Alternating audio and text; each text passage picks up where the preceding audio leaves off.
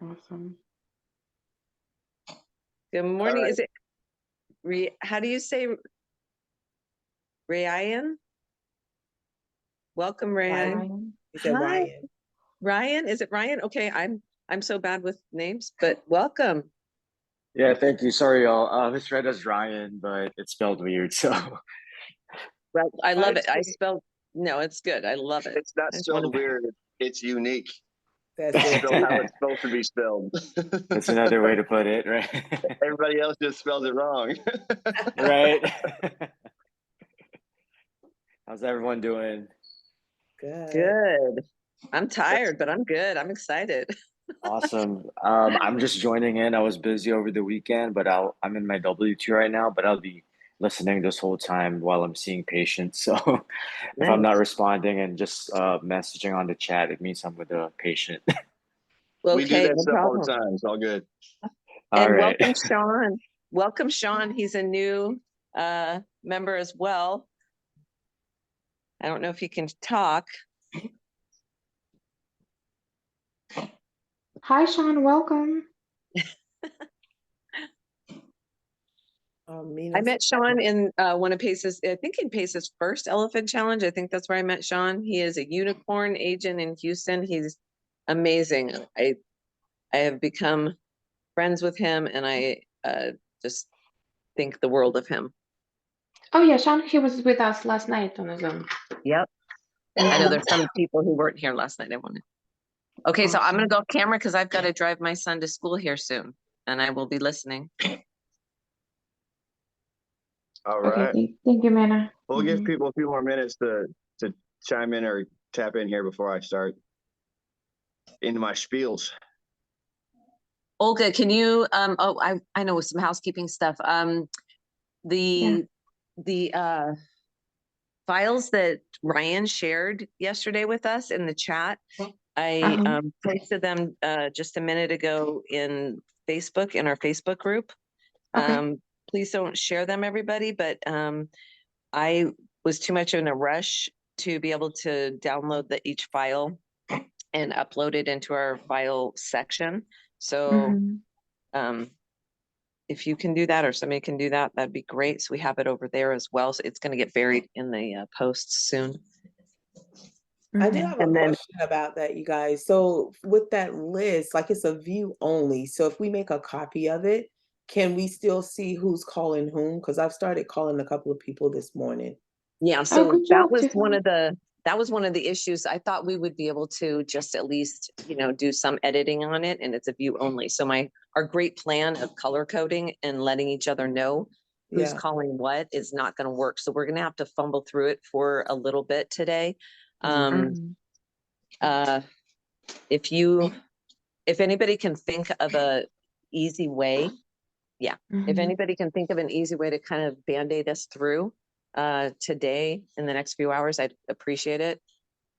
Okay. Because I'm coming up blank right now. Other than just posting in the chat and in the Facebook group, I've got, row, 2 to 10 or 2 to 20 or, something like that. And maybe we just do our best to keep it kosher that way. Just pick 10 or 15 out of there, so everybody gets some to call. And then Olga, you've got a list. You want to tell everybody about the list? Yeah, because I've posted a couple times, guys, already. You remember about the 4 states. So you really can choose what you want. So you can call from Ryan's list that he provided to us yesterday. Or that skip trace list that is there already, from North Carolina, South Carolina, Utah, and Nebraska. Those are skip trace already LLC or individuals. I will go ahead and post it again, and I will post again Ryan's list right now, okay? I'll put it in the WhatsApp. Okay. Okay. Thanks, Olga. Oh yeah, of course. Thank you, guys. So excited. Sam, how would you like to do it? So we'll do probably a training first, right? And then maybe we can do like a couple of role plays, and then we can do several phone calls. Yep, I think that's exactly how we'll do it. I'll start off just kind of hitting the wave tops. I'll get into the nitty gritty on the structuring of a sales conversation. And then after that, we'll do some role play so people can see how to overcome some objections and the techniques. I'm not going to give you guys scripts or anything like that. I'm not one to use scripts. They're way too disingenuous, and it's not me. I can't do it. But if you understand the concepts on how to overcome an objection or apathy or indifference, then I'll teach you guys those things so then you can naturally flow into it. And then, yeah, we'll do some live calls after that with some critiquing, and we'll see how far and how fast we can go. This is amazing. Thank you so much. By the way, Sam and Kim and myself, we are guys co-hosts. So in case if you need to mute anybody and stuff like that, you have a power. Yes. Okay. Thank you. And I'd say hit it off, Sam. Let's go. Okay. All right. So first things first, when it comes to sales, people stumble on sales all the time because you are dealing with the number one fear in humans. All right. And, people think it's the fear of death or danger or loss. But what it really is it is the fear of rejection. The fact that you're putting yourself out there in such a way to be so vulnerable is to assert yourself in an unfamiliar situation to say, I want to sell you something. The idea that that person might reject you gets clouded up in your head and makes you stumble over your words and makes things very, very difficult to just flow naturally, which is why people who are good salespeople are so rare. But a lot of the things can be trained. Some people are just naturally good at it. I have been blessed to be naturally good at it. But come to find out, there are several things that you can learn along the way that will help you be a good salesperson. You don't have to be just born into it. So a lot of people out there will just dismiss it and they'll say, look, I can't deal with that fear. So I'm not a good salesperson. That's why, Ryan, I was saying, no, man, your name isn't spelled weird. It's spelled right. Everybody else is spelled wrong. Because I need you as a salesperson, when you're clicking into that sales mindset, to start wrapping your mind around the fact that there is nothing weird about you. There is no fear in you. Okay. You can't approach any of this stuff with a half step. You have to go full send every single time. Otherwise, what'll happen is at that moment when you need to clench your victory, you're going to pull your punch back. You're going to stutter step it and you're going to fumble the ball. And now that's what's in your head is that, oh my God, I failed. And now you got to make another phone call or you got to talk to another person. And that failure is stuck in your head. And that residual stress hormone is stuck in your system and you've got to figure out a way to get it out. Otherwise, it's coming through in the way that you speak. Okay. I shouldn't say it's just the way you speak. It's the way you present yourself. Okay. So, for example, the way I prepared this morning. All right. When I prepared, I woke up this morning and the first thing I looked at, now let me flip my screen. If I can figure out how to flip my screen. Okay, I just flipped my phone. This is the first thing I looked at when I woke up this morning. Can you guys see what all that is? Yes. Okay. Yes. Those are pictures of the Great Depression. Now, why would I start my day off with pictures of the Great Depression? Because I need a why. Why am I doing this? Why do I need to take what I'm doing seriously right now? Because if I'm not in a mindset coming from the root of why this is important to me, then I'm not going to be fully committed to what I'm doing. I might entertain it, but when I get bored or it starts to get difficult or complicated, the palms and armpits start sweating a little bit, then I'm going to start backing off instead of pressing into it like I need to. So I need to get my mind wrapped around my why right away. And for me, I am not going to be somebody standing in one of those lines. All right. It ain't going to happen. Neither is my family. Neither is anybody who's on my team. I will figure out a way.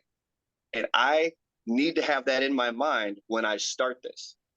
Otherwise, I'm not starting in the right place. So then the next thing I did was, now that I understand my why, which is quite somber, it's a little scary. For me, I listen to music because that's what clears my mind. All right. So I'm listening to music, just a nice, easygoing, just chill song. Kim knows Rationale. That's what I was listening to this morning. So go over my notes, okay? Because I prepared a list of notes, and everything I'm going to talk to you guys about today is from these bullet points. That's my script. That's it. All right. And I can talk to you guys for hours on this.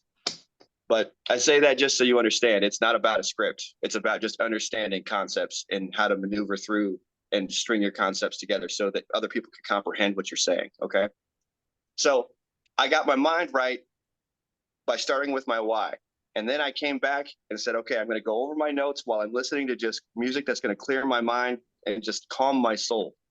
All right. And then after that, I listened to something that's going to make me jump around and create energy. Okay. I don't know if you guys can tell, but I'm really animated right now. Okay.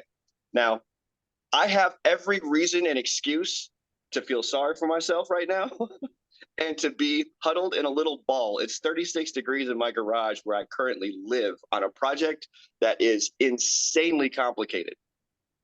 But I need to overcome and rise above all of that so then I can present myself to you all in such a fashion, in such a manner that is effective, right? So if I just rolled over, clicked on my Zoom, and didn't prepare for this at all, I would not be presenting myself in this fashion. So it's important for you to understand how to prepare for these things before you ever click onto a Zoom call or a phone call or present yourself to somebody who you need to sell something to, okay? All right. So all of you, I want to close your eyes and I need you to envision something, okay? I want you to envision a big fish tank that is full of water. And I want you to picture what it's like to just, without having a plan of where you're going or anything, you just bend down super fast, pick up that fish tank and go running into the other room with it because you need to get that fish tank from point A to point B really quick. Okay? If your mind is as active as mine is, you see it becoming a disaster. There's water splashing everywhere. You might have dropped the fish tank. You might trip over a cord or something like that. You didn't have a real good plan as to where you're going to put the fish tank down when you get to the other room. And all that water is everywhere. I want you to picture that that water is your money that is potentially within your sale. Okay? Now, how heavy do you think that fish tank is? Can you feel the weight? Can you feel the water just splashing everywhere, which is your money going to waste? That is your potential upside to whatever sale you're on. Okay. Can you picture the things that have been put in place that are the obstacles that you need to overcome or maneuver around?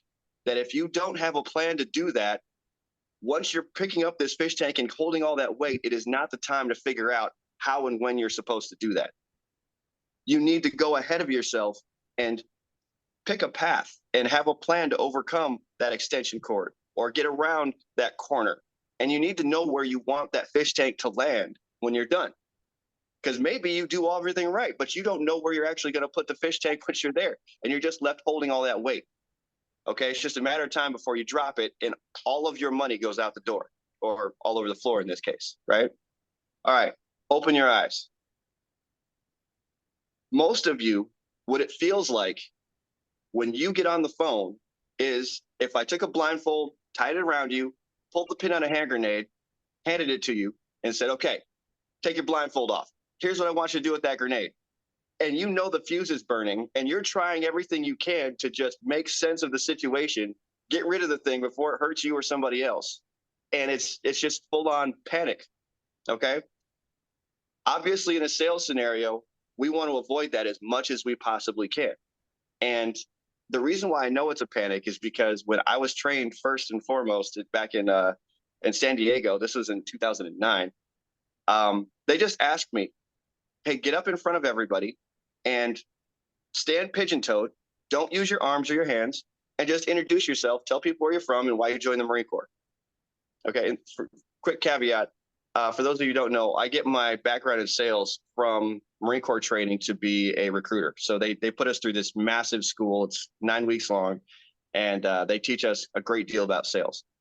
So I get up there, I stand pigeon-toed, and by the time I'm done talking, I am like convulsing as to how nervous I was. Okay, now keep in mind, I had just gotten done with the Battle of Fallujah at that time, which was like the pinnacle of accomplishments in my life. Like I was on top of the world and nobody could tell me anything, but you get me up in front of 12 people and tell me to stand pigeon-toed and I'm like shaking with terror. Okay. So I understand that it is a scary scenario, but I say that to let you know where I came from versus what you see presenting in front of you now. Okay. So I don't want the fish tank scenario where all your money goes all over the place. I don't want the hand grenade scenario where you're just in a straight up panic. What I'm going to teach you today is how to have a plan, a good plan, how to bend down and pick up that fish tank. And if you feel that fish tank slipping, you stop and you readjust your grip to know the path that you're going to be taking. So then you have a safe and efficient manner of getting that fish tank from point A to point B without spilling any water and retaining everything you're supposed to. So when you are done, your sale is complete and it's ready to go. All right. Now that is like a overarching big picture. We're going to go ahead and break this down now into little itsy bitsy parts. All right. Because today we're going to be calling brokers, which is a very small part of the front end of a sales process. But all of these concepts will apply throughout the entire sales process. All right. So all of that to say,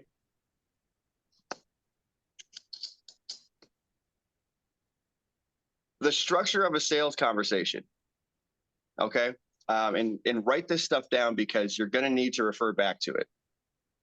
So the structure of a sales conversation always begins with the intro and establishing the grounds of your conversation. All right. Now, academically, that sounds very like 1, 2, 3, like very process oriented. Okay. If you use that, like they taught me to use it in the recruiter school, it's not going to work out well for you because it doesn't flow naturally. All right. But this is something we do all the time and we don't even think about it. So when I say introduce yourself and establish the grounds of your conversation, if I said, good morning, my name's Sam Williams and I'm a buyer in your area, what did I just do? I introduced myself and I established the grounds of my conversation. Now you know who I am and you know what I want. Okay. Once that happens, you're going to do something that's called checking for acceptance. So you're going to ask a question that requires them to say something like yes or no, or give you an affirmative or a negative response. If you said, okay, that would be a qualifying question. That would be checking for acceptance. And the reason why we constantly want to check for acceptance is because you're taking the temperature of the person you're talking to. And you need to understand that you need to match them. You've got to figure out who they are, the type of person they are, as quickly as possible before you do something that subconsciously or inadvertently will turn them off to what it is you're trying to say. So for example, is Jason in here yet? I didn't see. I'm right here. Yeah, I'm right here. Yeah, man. All right. So if you're Jason, all right, I'm driving. and you're calling somebody who is a wallflower and someone who really likes back office kind of a thing, right? And you're like, what's up, my dude? How you doing? They're like, oh my God, stop, please. Just give me the information and get off the phone, please. Right. And it's not that it's a bad thing. Like you got to come with energy no matter what. The more energy you give into something, typically the more you get out of it. Right. Which is I never want to discourage energy. But at the same time, if you come off the top with what's up, my dude, how you doing? And they're like, good morning, sir. How are you today? That is a quick clue. Turn it down before you turn them off. Right. And at the same time, someone just answers the phone and they just say, hey, good morning, blah, blah, blah, blah. This is who I am. What can I do for you today? And you come off the top with high energy and they're like, oh, hey, how you doing? And you feel them ramping up to you. Maintain that because they want to come up to your level then. All right. Or they're at least open to coming up to your level. Same time, if you're a bit of a wallflower and you're kind of shy or you're not quite confident and you call someone like Jason's going to be like, good morning. And you're going to be like, hi. So I'm going to give you a bunch of information. I'm going to study over my words and I want you to take me seriously. And Jason's going to be like, bro, try that shit again. Come on, let's do this. Right. Like it's a whole different ballgame then. So you're going to need to be able to allow yourself to be dynamic in a situation. And you're going into it with the exploratory mindset of, I don't know who this person is. And I need to be probing them to find out what their energy level is and what it is that they're interested in so that I can match them and be as attractive to them as possible. so that I have their attention for the 30 seconds that I need to talk to them here to establish the grounds of this conversation. Okay. So once you introduce yourself and you have established the grounds of your conversation and you've checked for the acceptance, so now you're starting to understand the type of person that they are. Okay. And in short, I guess what I probably should have said in the beginning is their response to you checking for acceptance is the first little window that you're going to have as to the type of person they are and the energy you need to bring to the conversation. If they're like, yeah, whatever, or if they're like, heck yeah, let's do it. Two different people, and you need to be able to understand and match those things. Okay. And this will all come with practice. So don't freak out if it's like, okay, it didn't sound so good the first time. We'll get into that. Okay. Once you've checked for acceptance, you got to start asking questions. Okay. And the reason, and it feels almost devious at first. All right. I had to really do a check-in with my soul when I learned how to do this, because once you're good at this is why salespeople are always like, you can't trust salespeople, because you learn how to manipulate every conversation you're in to get what you want out of it. Okay. So you got to understand that this is more of an educational thing. You're trying to educate them and trying to discover what it is that they want and to see if you can fulfill their need. That is the purpose of your conversation. Okay. So you need to discover what it is they want and then see if you can fulfill that need. Most people don't know how to communicate what their needs really are. So it is up to us as salespeople to bring that need out of them. And this is where you can start manipulating things, because if they're not quite sure what their need is, but then you're telling them what their need is, now you're leading them. And now you're going to deal with things called buyer's remorse on the back end, where you're pushing them into a situation because you've spoon fed them all their answers and they didn't come from them. And now you're asking for a commitment. They like you. They're polite. They don't want to say no. So they say yes. And then as soon as they sign on that line, within an hour or so, they're thinking, what have I done? Oh God, I got to get out of this, because you pushed them into it. All right. So when I teach you these techniques, it is very important that you learn to cue off of and respond to what they are telling you. Do not spoon feed them answers or try to lead them into a situation. The purpose of probing or asking questions is to discover what their needs are, so then you can fulfill those needs. That is it. It is not to tell them what their needs are or convince them what their needs are, so then you can sell a product. All right. People smell that a mile away. They're way too savvy for that these days, and they won't accept it. All right. Okay. So there's two types of probes. First probe is an open-ended probe. Okay.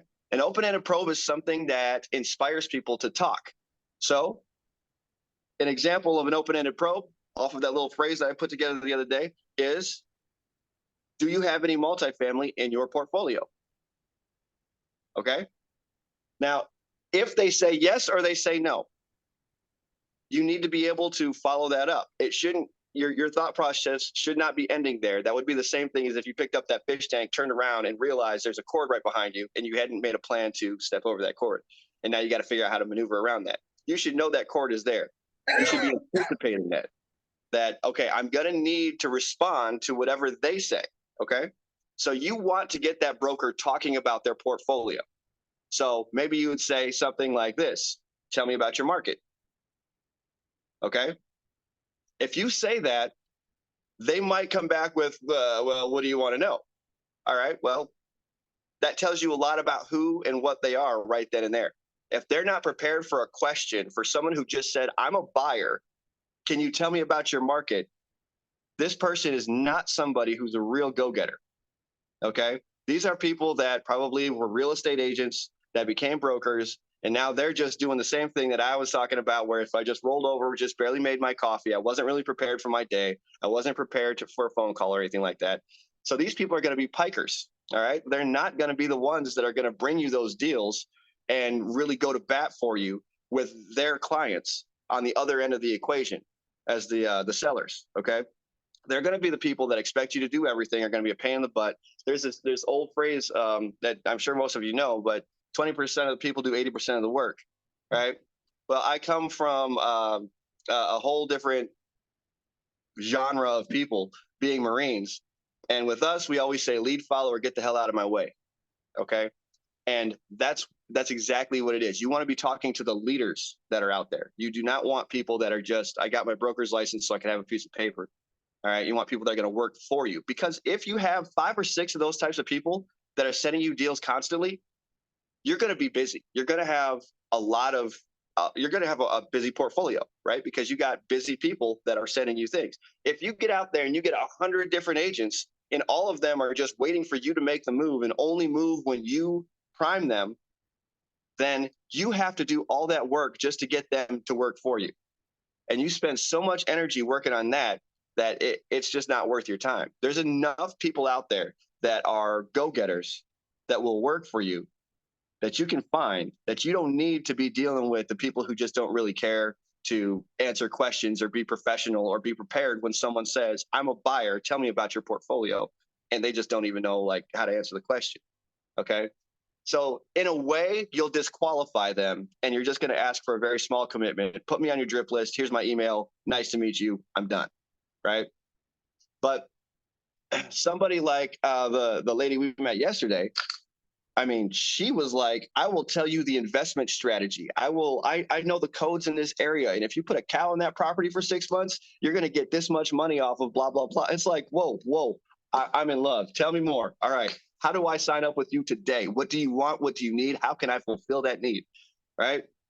So, all right. Sorry, I got off on it. I got excited. All right. So the types of probes that I want you guys to be asking today. All right. There's really 3 questions. 1, tell me about your market. 2, tell me what you want. Okay. As a broker, what do you want? What does your ideal buyer look like? And then the third thing is, how can I help you? All right. So if your whole conversation, when you're building rapport after your introduction, if your whole conversation is centered around those 3 concepts, okay, tell me about your market. What do you want? And tell me how to help you. What you are doing right now is you are tapping into everything that this person wants in a client as a buyer, and you're understanding their perspectives. Now, once you understand their perspectives, you're able now to say, all right, you know what? You're looking for this type of a property. They're going to tell you their type of buy box that they prefer working with. Guess what? If they tell you the type of buy box that they prefer working with, chances are they're good at working with that type of a buy box.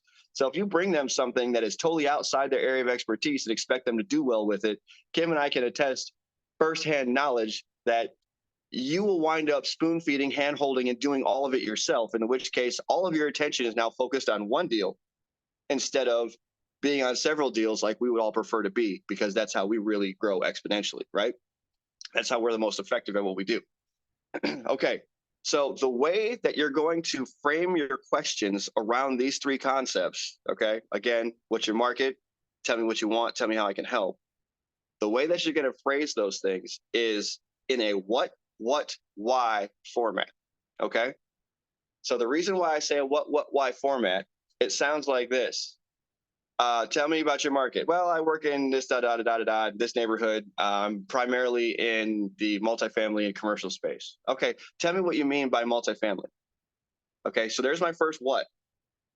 So now I'm probing into it, and they're gonna be like, well, mostly it's gonna be duplexes, triplexes, and quads, because I'm really not into like the really big size. Okay, so immediately now I have a much more clear picture of what they're talking about.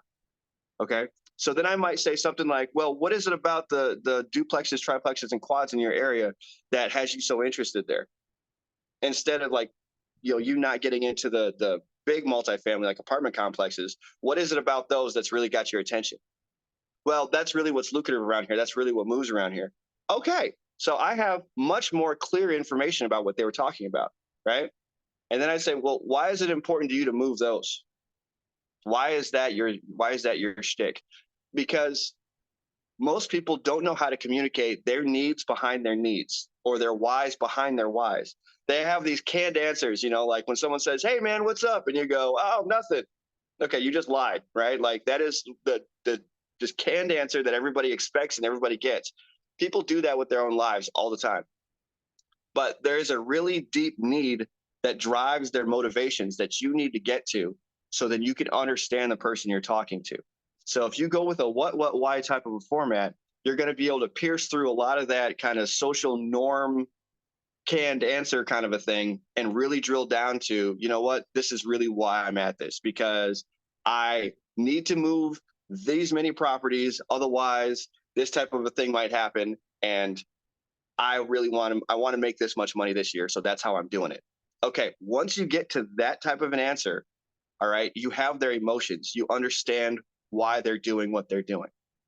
So then when you are going to close them, you're going to circle back to that. And you say, look, I know you're trying to move 25 properties this year. Okay. I want to help you with that. So here's how I can do that. Does that sound like something that might interest you? Okay. Boom. You got them right there. Right. Because there's no way someone's going to be like, I just told you that I'm trying to move 25 properties this year. And you're telling me that you're trying to help me with that. And no, I'm not interested. No, you're going to go on something better than their drip list. You're going to go on their priority list. That's what you want. When they get a whisper listing, or if they get a pocket listing, or there's something out there that's not quite a deal yet, or they get a friend that takes them out to coffee and says, hey, I got this triplex, but I'm not quite sure what I want to do with it. The first thing out of their mouth, what you want the first thing out of their mouth to be is, you need to call so-and-so. I just got done talking to them this morning. They're amazing people. They got this awesome team. Let me put you in touch with them. That's what you want to come out of their mouth. Now, they're not going to do that if you don't present yourself competently, if you don't drill down to who and what they are and what they're after, okay? And if you don't have a decent amount of industry knowledge, so then you can back up any questions they might have for you, because they're going to be interviewing you as well, okay? So it's got to be a two-way conversation. Okay, so to back up to the wave tops again, we're going to go with introduction, establish grounds of conversation, check for acceptance. Then you're going to move into building rapport by asking, tell me about your industry, tell me about your market. Tell me what it is you want, and tell me how I can help. And those three concepts you're going to be asking in a what, why type of a format while you're having your conversation. Okay. At some point, when you feel like you've gathered enough knowledge, or it just kind of feels like the conversation might be starting to take a downturn, this is where most people will end the conversation. In a sales conversation, you cannot do that. You have to pull them through the sales process. And when I say pull, I chose those words carefully. They need to be pulled through, because when you ask for a commitment from somebody, it is 100% easier to say no than it is to say yes. So you're going to have to give them inspiration and motivation to come along with you through that sales process. Okay. So once I've gathered the information that I think I need to close them, I'm going to kind of summarize things to make sure I'm clear, right? And this is something that we do all the time in a conversation. But we'll say, okay, so if I understand you correctly, you're in this market, you're specifically focused on these types of things because you want to do these things. Does that sound about kind of, what you were telling me? If they say yes, you can now move to that next step. You've checked for acceptance, right? So you summarized and then you check for acceptance. So now what you're going to do is you're going to go through your features and benefits. All right. Again, this is a very academic term that seems very regimented, disjointed, and it's not like genuine at all. When I say features and benefits, I'm talking about, okay, well, I'm part of a team. The team's called Sub2. We use creative financing. That way we can make sure that we can maximize profits on both sides of the equation for everybody. All right. We're looking to buy as many properties as we can in your area, specifically in the space that you are in right now. All right. We're highly motivated. This is our buy box. We're funded and we want to work with you. Once you've listed all those features and benefits, now you're going to check for acceptance again. Is that something you're looking for? All right. Now, if they say no, you should expect that. Even though it doesn't seem like you should expect that, you should totally expect that. Because if you don't expect them to say no or reject you or be indifferent about you, then you're going to get caught flat-footed. Again, that's like, there's that chair that's sticking out and now you're carrying this big old fish tank and you've got to figure out how to maneuver around that chair. Now you should know that chair's coming. It's going to be there. Okay. They will reject you. So once that happens, you got to know, is that something you're looking for? No. Okay. I'm kind of confused because before, when I was talking to you, you said these things, right? Am I correct about that? Now, if you think about what I just did, is I just looped back to the conversation I was having where I was building rapport, and I'm learning everything about them while I'm building that rapport. So then when I face that rejection, if I've built my rapport properly, that is what I use to pull them through that process still. And chances are, if they're rejecting you, it's because you missed something back here. So when you go back, you say, well, from what I understood, this is who you are, this is what you want, and this is how I can help you. And then I explain that this is exactly how I can help you. And now you're telling me you're not interested in that. Can you tell me a little bit more about why you're not interested? So what's going to happen now is you're going back to the rapport phase to find out whatever gaps were left back here. So then you can discover what that is. So then you can align features and benefits that specifically address that gap. And then you're going to go back to, does that sound like something you're interested in? Okay, now it is something you're interested in. Okay, so here's how this will work then for us. And then you'll lay out how you want to be contacted and how you want to contact them, and specifically the things that you can do for them. Okay. And in a broker type situation, I would be leaving the conversation with, can I contact you next Wednesday?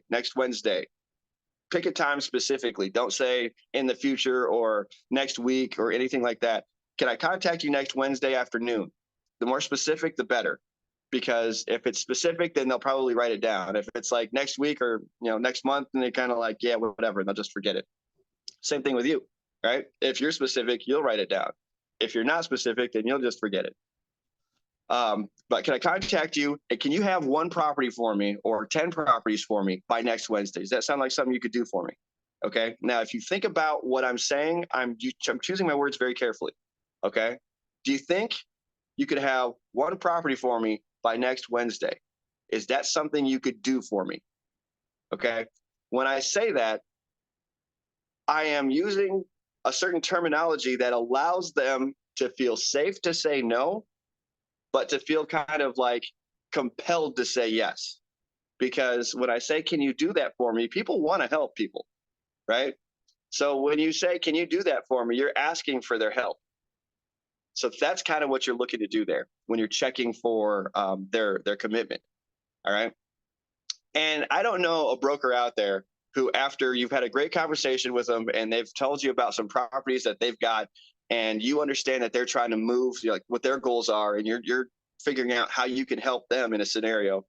After all of that, when you say, you know what, can I get 1 property by next Wednesday? Is that something you could do for me? That's going to go, no.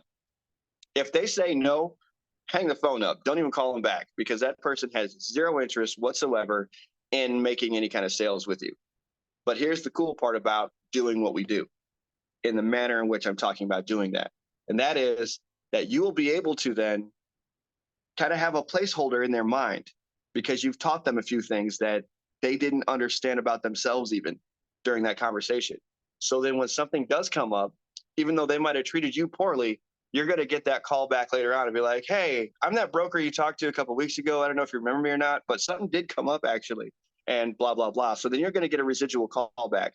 So the idea here is to maximize all of our efforts, all of our time, all of our words to be as efficient as possible.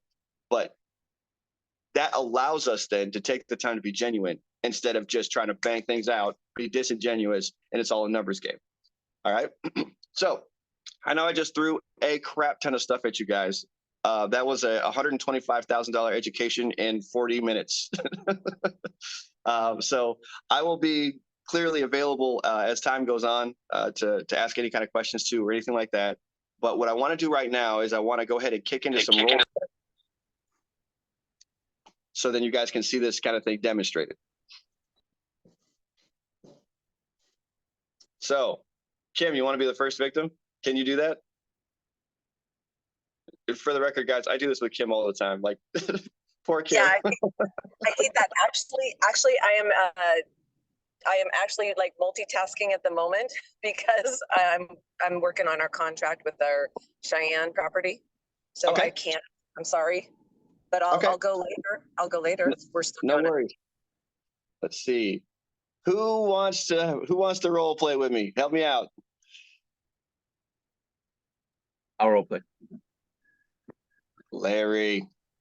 Yeah, I would love to. I'm getting gas. I got to get fuel. I'm driving. They call me out to go to work, but I'm not missing this for the world, man. I'm in there. I'll be next. Your All right. steering wheel ain't there. We just see your hands. Yeah, he's on top of the world. That's what you see. Oh, there's his seat. That's crazy. Did you see All his right. hands? He was like this. There he is again. Put your hands on the wheel, Jason. There it is. I'm getting fuel right now, so I got to hop in and out real quick. No worries. But I'll be next. All right. So Larry, you want to role play? Yes, sir. All right. Do you want to be the broker or do you want to be the seller? Oh, sorry, the buyer.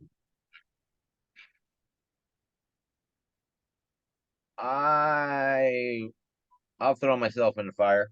That's the only way you learn through failure. So I love it. I'll be the buyer. Okay. So I am a broker. Let's see. I'll say I'm going to go to my hometown. I'm in Northern Michigan. All right. Northern Michigan. There ain't Northern nothing up there. Michigan. There's nothing up there. A lot of trees and a lot of snow. What are you in the U? Are you in the UP? Nope. Well, I wasn't a Uper. I was in Traverse City. It was the cherry capital of the world there. Traverse City. Yeah. You get like 10 feet of snow up there, don't you? Yes, we do. Yes, we do. All right. So I'm giving you some nuggets to work with. Okay. Yes, sir. All right. Ring ring. Sam speaking. How may I help you? Hey, Seth. My name is Larry Parsons, and I am representing my group. We're looking for multifamily properties in Michigan. Could you help me out with that?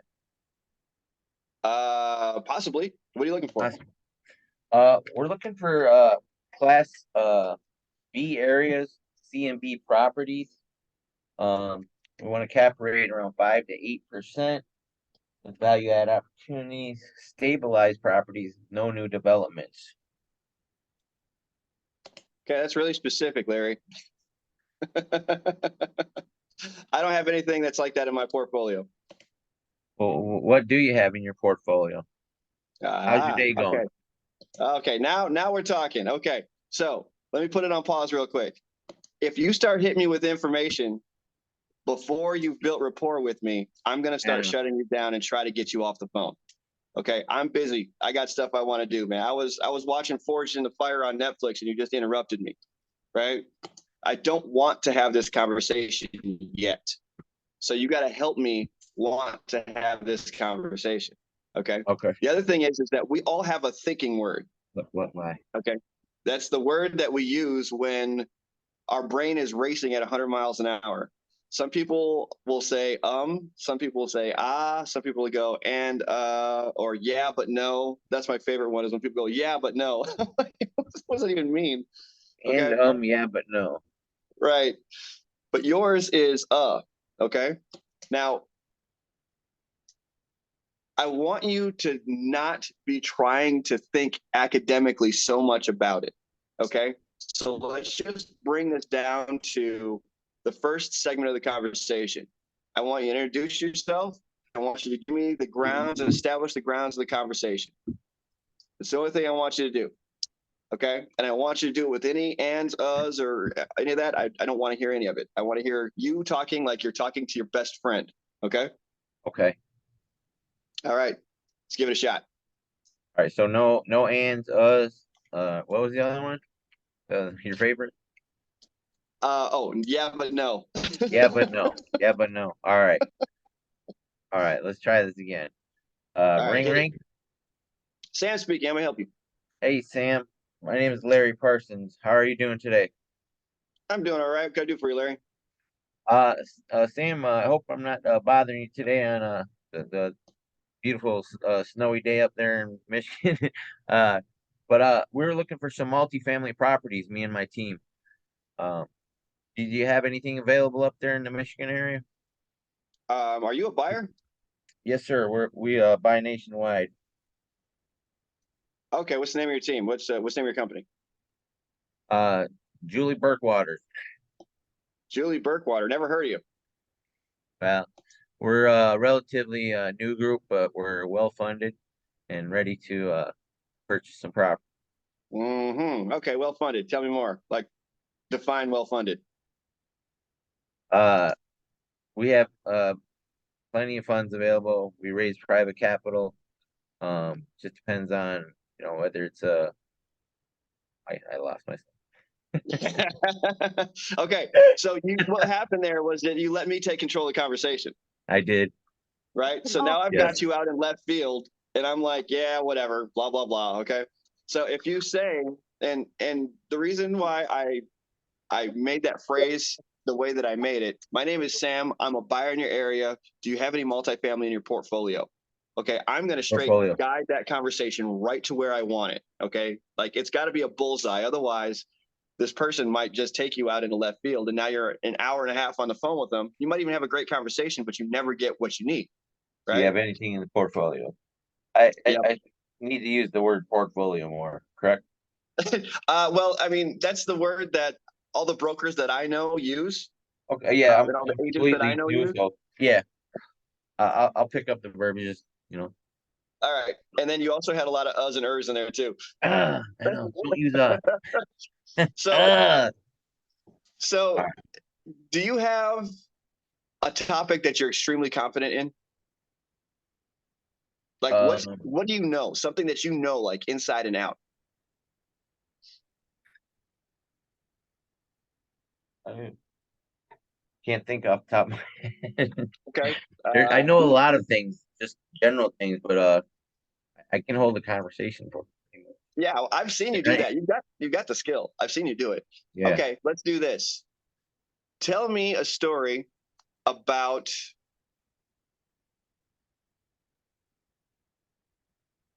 let's go with a crazy story about something that happened to you on the way to work one time. Something fun, something interesting that happened on the way to work. Way to work. Well, it doesn't even have to be on the way to work. Just something fun or interesting that happened to you.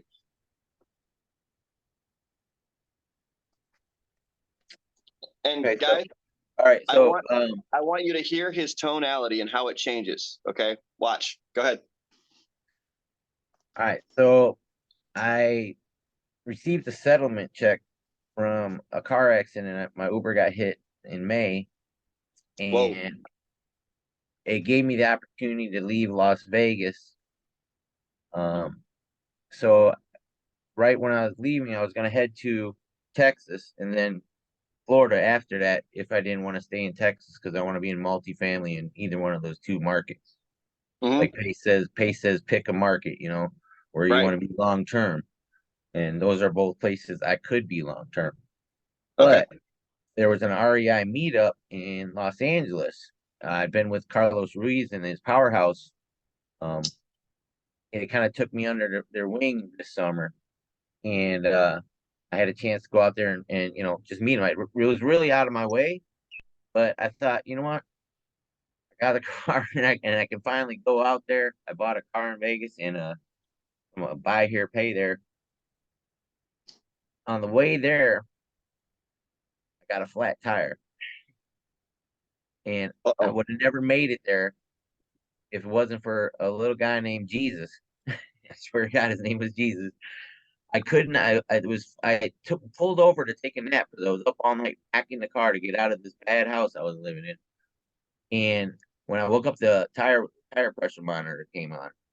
They had no air pump at the gas station. I took a nap. I went to another one, no air pump. And then I didn't see anything, and I was just gonna get on the highway and just keep driving. But as I passed by this little place, and it was like looked like pretty run down, but he had a bunch of cars in there and some tires out there. And so I pulled in there. I said, "Hey, do you guys sell tires? Do you fix the flats?" And he's like, "Yeah, but we closing it." And it was right at 6 o'clock. And I said, "Man, I got to get to this meetup in Montebello in Los Angeles." He goes, "Oh, it's about another hour away." And I said, could you just put some air in for me? So he goes, put some air in, and he goes, oh, I can't let you drive. I was like, what do you mean? He goes, you're gonna die. I was Whoa. like, he goes, I'll change the tire for you. I have a tire. I'll put it on fast for you. 45, $50. And I said, all right, I got no other choice, right? And I don't want to die. So he did it in like 5 minutes. I kid you not. I don't know why it takes like Goodyear and other stations like 2 hours to put a tire on you. Because he did it in 5 minutes. It was a brand new Yokohama tire too. How But about them apples? yeah, and Okay, hold up. I'll pause you right there. Okay, now for everybody listening, did you see how his cadence changed almost immediately? Once he started talking about something he knew about, he was able to let the voice inflection drop at the end of a statement. He was able to speak clearly, and you're painting a picture for me, right? Like I can see myself on the road with a flat tire going, oh my God, what am I going to do? Because a lot of us have been in that situation. So I can relate to what you're saying right now. Right. And you know, I can relate to what you're saying right now. So it becomes this symbiotic energy that feeds between the two of us and allows you to escalate and arrive at a conclusion much faster, much easier. Okay. And for the record, your uhs and ands and ers dropped by about 90% because you were much more confident in what you were saying. Right. Okay. yes, So the mindset that you were just in telling me a story about something that you knew needs to be the same mindset you have when you call. All right. You've got to be confident that what you're doing is something that is good and that will benefit the two of you. And not be afraid of the fact that I might say yes, I might say no, and not be all wrapped up in your mind about, I've got to hit this wicket and I got to hit this wicket and I got to make sure that I get this part of the conversation, and then let it flow. All right. All you're going to do right now is you're just going to say, hey, this is who I am and this is why I'm calling you. Okay. yeah. That's what Jamar and Jason told me this morning. In I'm in a Sandler group that we do off Sandler's stuff. The first Zoom I do every day. They told me exactly the same thing what you just told me right now. And let me real quick just finish this story. I got out there and it was 15. There was only 15 minutes of the REI meetup left, and Mike Carmichael was there, and he was telling people that whoever wanted to read for him, he's going to offer 2 apprenticeship. Well, I got there late. I didn't even know who he was. You know, I've heard Christian Hernandez. He was one of the speakers, and JJ Azarian was there. But I just ended up hanging around. I talked to Carlos before he left, and I had nowhere else to go because I had my car packed up and go to, Texas and Florida. And I ended up getting to read for him inadvertently because the other 2 people that were reading for him, they couldn't read a big page like this. They were like, I said, well, give me it, I'll do it. I'm like that. I just jump in like this. And Mike Love it. ended up telling me after that, he was like, I think this whole meeting was just so I could meet you. He goes, I found your power. I go, what do you mean? He goes, your superpower is you're a storyteller. Yeah. Oh, That and is he offered me an perfect apprentice. for sales. That is perfect. I love it. Okay. I don't mean to cut you short, but I want to make sure we have time Let's do it. to get into some calls and whatnot. Okay. Yeah. So, given everything that we've just learned, does anybody else want to role play? Jason. What's up? What's up? Let's do it. What's up? All right. So, go ahead. I don't know what you picked up and what you heard or whatnot, but give it a shot. Hold on. 1 second. I'm the buyer. Am I a principal buyer? Am I a principal buyer? Are we saying that principal buyers, or are we just regular buyers? Are you a principal buyer? I am a principal buyer. Okay, then tell me you're a principal buyer. Yeah. Well, how you doing, Bob? I'm well. Start off with the ring. Oh, ring. Sam speaking. How may I help you? Hey, who is this, Bob? No, Sam. Oh, Sam. How you doing, Sam? A little was just a little confused this morning. Got a lot going on. How you doing today, Sam? I'm doing all right. Pretty busy. What's up? So I'm a principal buyer in the area, and we're right now we're looking for multi-families. You got anything in your portfolio? I do. What do you got? I do. What do you got? I've got a 4,000 unit complex right now that just came up. Interesting. It's kind of in a ghetto area though. Yeah, we're yeah. Is it? I mean, what's the condition of it? It's ghetto. Ghetto. It's all ghetto. Yep. They rent it by the minute. Yes. They rent it by the minute. Okay, I understand. So, Bob, we're not. Okay. All joking aside, we're. I mean, I have a team. I have a team of investors that we're basically in the market for multi-families right now. Anything from 50 to 100, 200 doors, and they need to be like at the A and B. I mean, we're looking in A and B. I'm sorry, C and B. I got a lot going on, Bob. Don't get nervous, okay?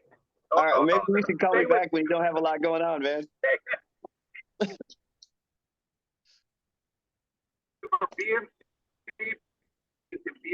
areas, and looking for some ad value, and we're ready to go, man. We're definitely looking.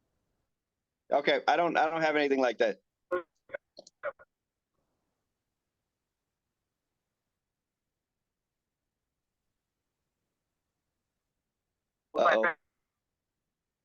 Okay, if I was a serious dude right now, I probably would have hung the phone up by now, because you're cutting out. Okay. All right. Oh, okay. Well, I'm driving. I'm sorry. Yeah, I'm driving. No, man, it's all good. It's all good. Trust me. I'm putting you on the spot, and I totally get it. Hey guys, Kim had something. Kim had something she wanted to say, and then my crew just showed up, so I'm gonna need about 5 minutes, real quick, Kim, so I can get them laid out, and then I'll be right back. Okay. Okay. All right. So Julie, you were wanting to say something. I saw that in the chat. Is that still something you want to bring up or talk about? Oh, yeah, thanks, Kim. I'm sorry, you guys, I'm kind of multitasking here and I have a meeting to go to in just a little bit. So what I was going to say, the comment came up about using the phrase, "we're well funded." And that is, sometimes they just try to get you off the phone, or they try to gauge whether you're serious or just a tire kicker. And when you say that, it's basically kind of a tactic to kind of just take the conversation in another direction. Unless they press you on it, you can say that you have a team that is very experienced in multifamily, and that's not telling a fib, because you do have a team. You have access to a team or teams. So by saying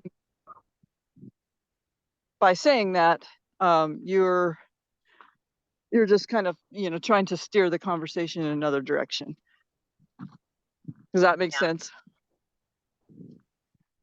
So if they try to ask you, well, how much are you looking to spend? That's not where we're going. That's why you want to say, well, we're looking at various. Right, we work we're experienced in the multi-family space, and we have a team that is very experienced in the multi-family space. Say that instead, right? Or something to that effect. Right. Yeah. I mean, you're basically, and Sam can probably talk about this more, but you're trying to steer away from those kind of specific questions to get to the information that you want. Right. I understand. They're just, if they ask you, well, what are you looking to spend or something like that, they're just trying to gauge if you're serious and, if you actually have money. And, when you're just looking for a deal, that is down the road. Absolutely. Okay, what did I miss?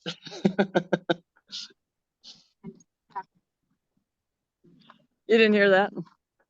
No, I just walked in when you said something about a specific question. If they ask you about what you're capable of spending, they're just checking to see. They're checking your temperature.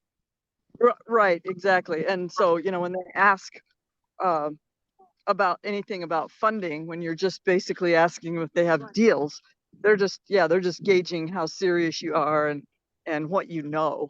And Gotcha. so Yeah. just to say something like we're well funded or we're working with a team, and these are things that I picked up from people like Vina, you know, and to say to people when you're looking for deals, you know, you don't Absolutely. want to go down that road right off the bat. Okay. Yeah. So I would stay away from, in the initial conversation, I would stay away from getting into the super nitty gritty on things. Okay. And let's set your goal. If your goal is to get deep into the weeds right away with this person, then by all means start discussing numbers. Okay. But for me, my goal when I make a broker call or a first outreach like that is to be memorable and to have them, like, I want to be the first name out of their mouth when somebody says, I have a multifamily property that I'm trying to sell. Right. I want them to say, you got to call Sam, or you got to call Sam and his team. Right. So if that's my goal, then getting right off the bat into like the buy box, into the, you know, this is how much money I have to spend and so on and so forth, isn't the way I'm going to start that conversation. The way I'm going to start that conversation is I want you, or I should say to start. It's not my goal for the conversation. My goal for that conversation is I really like these guys. I really want to work with them in the future. That's what I'm trying to accomplish, right? So consider that. Okay. Does anybody else want to role play real quick? Or does anybody else want to role play me so you can hear how I roll through it? Yeah, I'll try role play if you don't mind.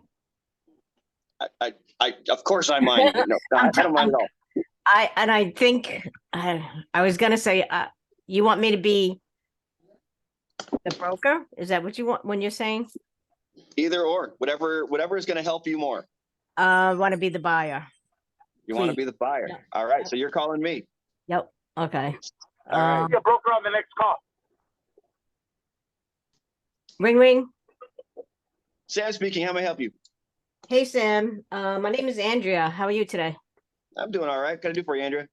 So my team and I are looking to pick up some apartment buildings in your market, and I was wondering if you're actively working with multifamily. Okay. I cover a pretty broad area. Can you be more specific about what market you're looking at? The Northern Michigan market. Northern Michigan. All right. Actually, yes. I've got a old motel that just came up. It's 20 units right now. It's completely vacant and pretty run down. It's going to need some work, but I'd be willing to send that to you if you want. Okay, so 20 units, it's pretty run down. What do you mean by pretty run down? Are we talking like in a C neighborhood, B neighborhood? It's really not even in a neighborhood. It's on a state highway, and it's kind of out in the middle of nowhere. It's on a state highway. Okay. Yeah. So pretty run down on a state highway. I don't think my team and I would be interested in something on a state highway. Well, let me ask you this. How much work, when you say pretty run down, how much work are we talking about? Well, it depends on what you want to do to it. I mean, if we're looking at just getting the thing so it's functional again, I mean, well, what do you want to do with it? Do you want to turn it into apartments, or do you want to make it a hotel again or a motel again, or like what do you want to do? What are you looking for? And I'll call you back. This is side note. I didn't know like a difference between apartments and hotel, but I'm gonna go with, we want to turn it into apartments. We're looking Okay, to you want to turn it into apartments.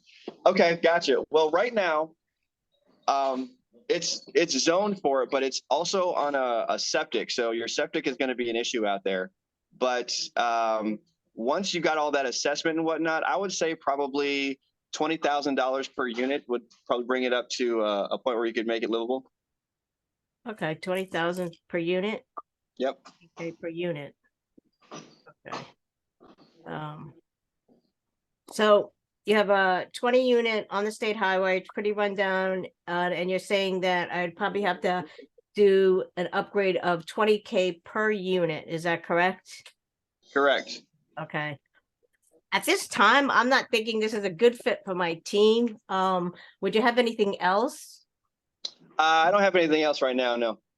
Okay, would it be can I give you my email? Or can I follow up with you in like 2 weeks? Maybe 2 weeks on next Wednesday, the January 3rd at 12 o'clock. Yeah, sure. You can follow up. You can call me back. Okay. Thanks a lot, Sam. Remember my name, it's Andrea, and I'll be calling you back on Wednesday, January 3rd at 12 o'clock. Have a great holiday. Okay, yeah, sure. I don't- Okay. No, that was great. That was great. One, just it was great for putting yourself out there. All right. And you followed the formatting pretty well. Sorry for the background noise. The crew's grabbing some stuff right now. You followed the formatting pretty well. But let me hear from somebody the things that she needed to get out of me, or the things that she needed to do before she went into the nuts and bolts. Sean, unmute yourself and repeat your comment, please. Yeah, so hey guys, how we doing?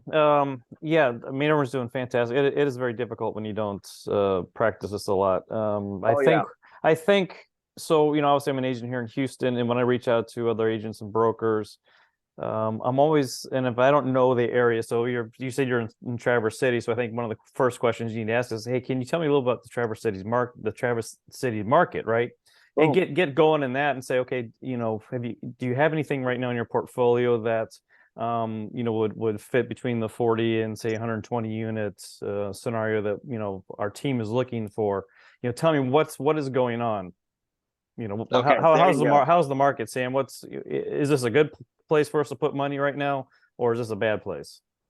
All right. Now, that right there is an open-ended probe, right? So what he's doing when he's asking me that question is getting me to do the talking, because he needs to be gathering information here right now, right? So if the questions that you're asking are not really eliciting the type of information that you want, it's worth consideration. Okay. And it seems like it's such an easy thing when you're outside of the scenario, right? But going back to that thing where if I blindfold you, pulled a pin on a hand grenade and handed it to you, and now I take that blindfold off and you're like, oh my God, what do I do with this? That's what happens to you when you're in the conversation, unless you've got a chance to prepare for it ahead of time. Okay. So you got to know, like, the broker is going to know the information on what's good in that market and what isn't. They'll have reasons why they believe that stuff. You want to know what they know. So you want them to do all the talking in the beginning, right? So asking me a question, hey, you know, so you're in Traverse City? Awesome. I love that area up there. Tell me more about the market. What can you tell me about the market? What's moving right now? What's moving this spring? Does it shut down for the wintertime? Because I know winters are pretty fierce up there, right? You want me to be talking to you about my area and what I'm doing and what I can move and what I understand, right? Because every broker will have a little bit of a different perspective on it.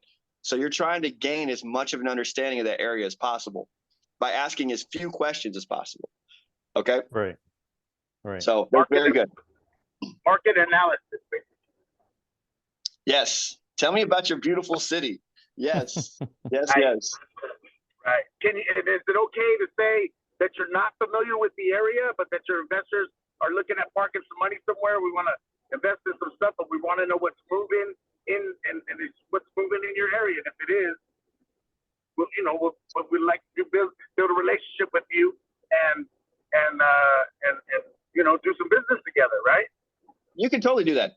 Right. I would try to stay away from things that aren't absolutely necessary in the conversation, but that's kind of more like a 2.0 level. If you're not familiar, by you saying that, it makes you authentic to me. Right. Okay. Yeah. It also might turn me off a little bit, but I would rather run the risk of you turning me off a little bit, but being authentic. That has this property listed. Larry, mute yourself, please. Oh, sorry. Or I would, but on my side, I want to be as authentic as I can, because I don't want to be disconnected. I want to be connected. Right. And if I can reach the temperature of the guy, maybe he doesn't want to be connected with me. Maybe he's having a bad day. Maybe, you know, he got an argument with his wife last night. I don't know. But nevertheless, we're not going to leave the conversation without me making the conversation with the text, so that he does have some remembrance of me. And then I'm maybe follow up with him if I talk to two more brokers in that same market, and they're telling me that it's moving, right? I might call him back because you never know what he knows, right? Possibly. Absolutely. Right? Absolutely. Okay. That's right. So I need to start understanding that part. Yeah. Okay. We're good. all right. So here's what's going to happen. I'm going to be a buyer. I need somebody to be a broker for me. I'm going to run you guys through how I would do it. All right. And then after that, I think we need to get on the phone. Sean. All right, let's do it. Let's do it, Sam. Sean All should be a right. broker. Ring, ring. Wait, Hey. real quick. Yeah. Where are you, Sean? What's your market? Well, I'm in Houston. Let's go Houston. Okay, Houston. Cool. Yeah. All right. Ring, ring. Hey, good morning. This is Sean. Morning, Sean. My name's Sam Williams. I'm a buyer in your area, and I'm interested in the multifamily space. And I was just calling around to different brokers, trying to find if you had anything in your portfolio that would fit that. Are you in the multifamily market? Yeah. Hey, good morning, Sam. Yeah, I have a few properties now and again that pop up. What exactly are you looking for? Well, me and my team are really casting a pretty wide net off the beginning. I mean, even if we can't do something right off the bat, I just want to kind of get to know you and what it is you're looking for. Mhm. So, and that way, if something does come up, then we're one of the people that you call. Okay. So, if you don't mind, can you tell me a little bit about the Houston market? Yeah, so kind of depends on the area, right? We've got a lot of different markets, within Houston. So kind of just depends on exactly what you're looking for. Most of it's going to be probably B2C. We're going to have some larger, some larger apartment complexes that are going to need some work. Okay. Can you tell me what you mean by larger? Pricing's pretty tight, so. Gotcha. I'm sorry? Gotcha. Can you tell me what you mean by larger? 400 plus units. 400 plus units. Okay. Is Yeah, that something is that really is that what moves in you're that looking area? for? Well, it definitely could be. Me and my team, like I said, we're pretty dynamic. Okay. So if the numbers work out, then we want to do it. So is this something that you'd invest in? If you had and investment to be capital? honest, I never thought about that. That's a good question. I guess it would depend upon the right opportunity for sure. All right. Well, by the time we're done, you might want to join the team then and invest with Hey, us. You got boots on the ground there, man. right? You never know. Yeah. Always looking to right. meet new people and have some fun. Gotcha. Yeah, absolutely. I mean, I'd love doing business with new people, meeting new people. So tell me about your group, Sam. What's going on? You guys cash buyers? Are you looking to take over? You want terms? What do you want? What are you guys looking for? Okay, so we prefer to do things on the creative side, seller financing, that type of a thing. We are privately funded, so all of our capital is private money. We don't want to go through banks, and the primary reason for that is because we're really looking for upside for the owners and the buyers, or the sellers and the buyers. I know some of the wholesalers and the people on the creative side want to cut the agents out. We're not about that. If you're the one that's making the connection, you're the one going to bat and working for us. We want to make sure you get paid as well. So that way it's a win-win-win. Everybody involved needs to make money. That's what I mean by the numbers, panning out. So, the team that I'm a part of, we're actually part of a mentorship. It's about 5,000 strong. So we've got access to capital all over the United States and access to buyers and sellers all over the United States. So really, it's not about whether we got the money to or whether or not we're motivated to. It's just whether we find a deal that's worth it. And, we're always looking to expand our team. We're always looking to find people like for you, for example, boots on the ground that's there because you know that area, you know it well.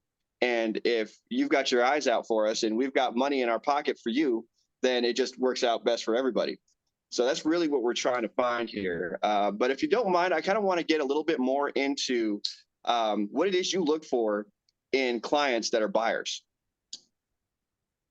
That's a good question because obviously we get lots of phone calls from people fishing, looking for good deals, right? Everybody wants a good deal, so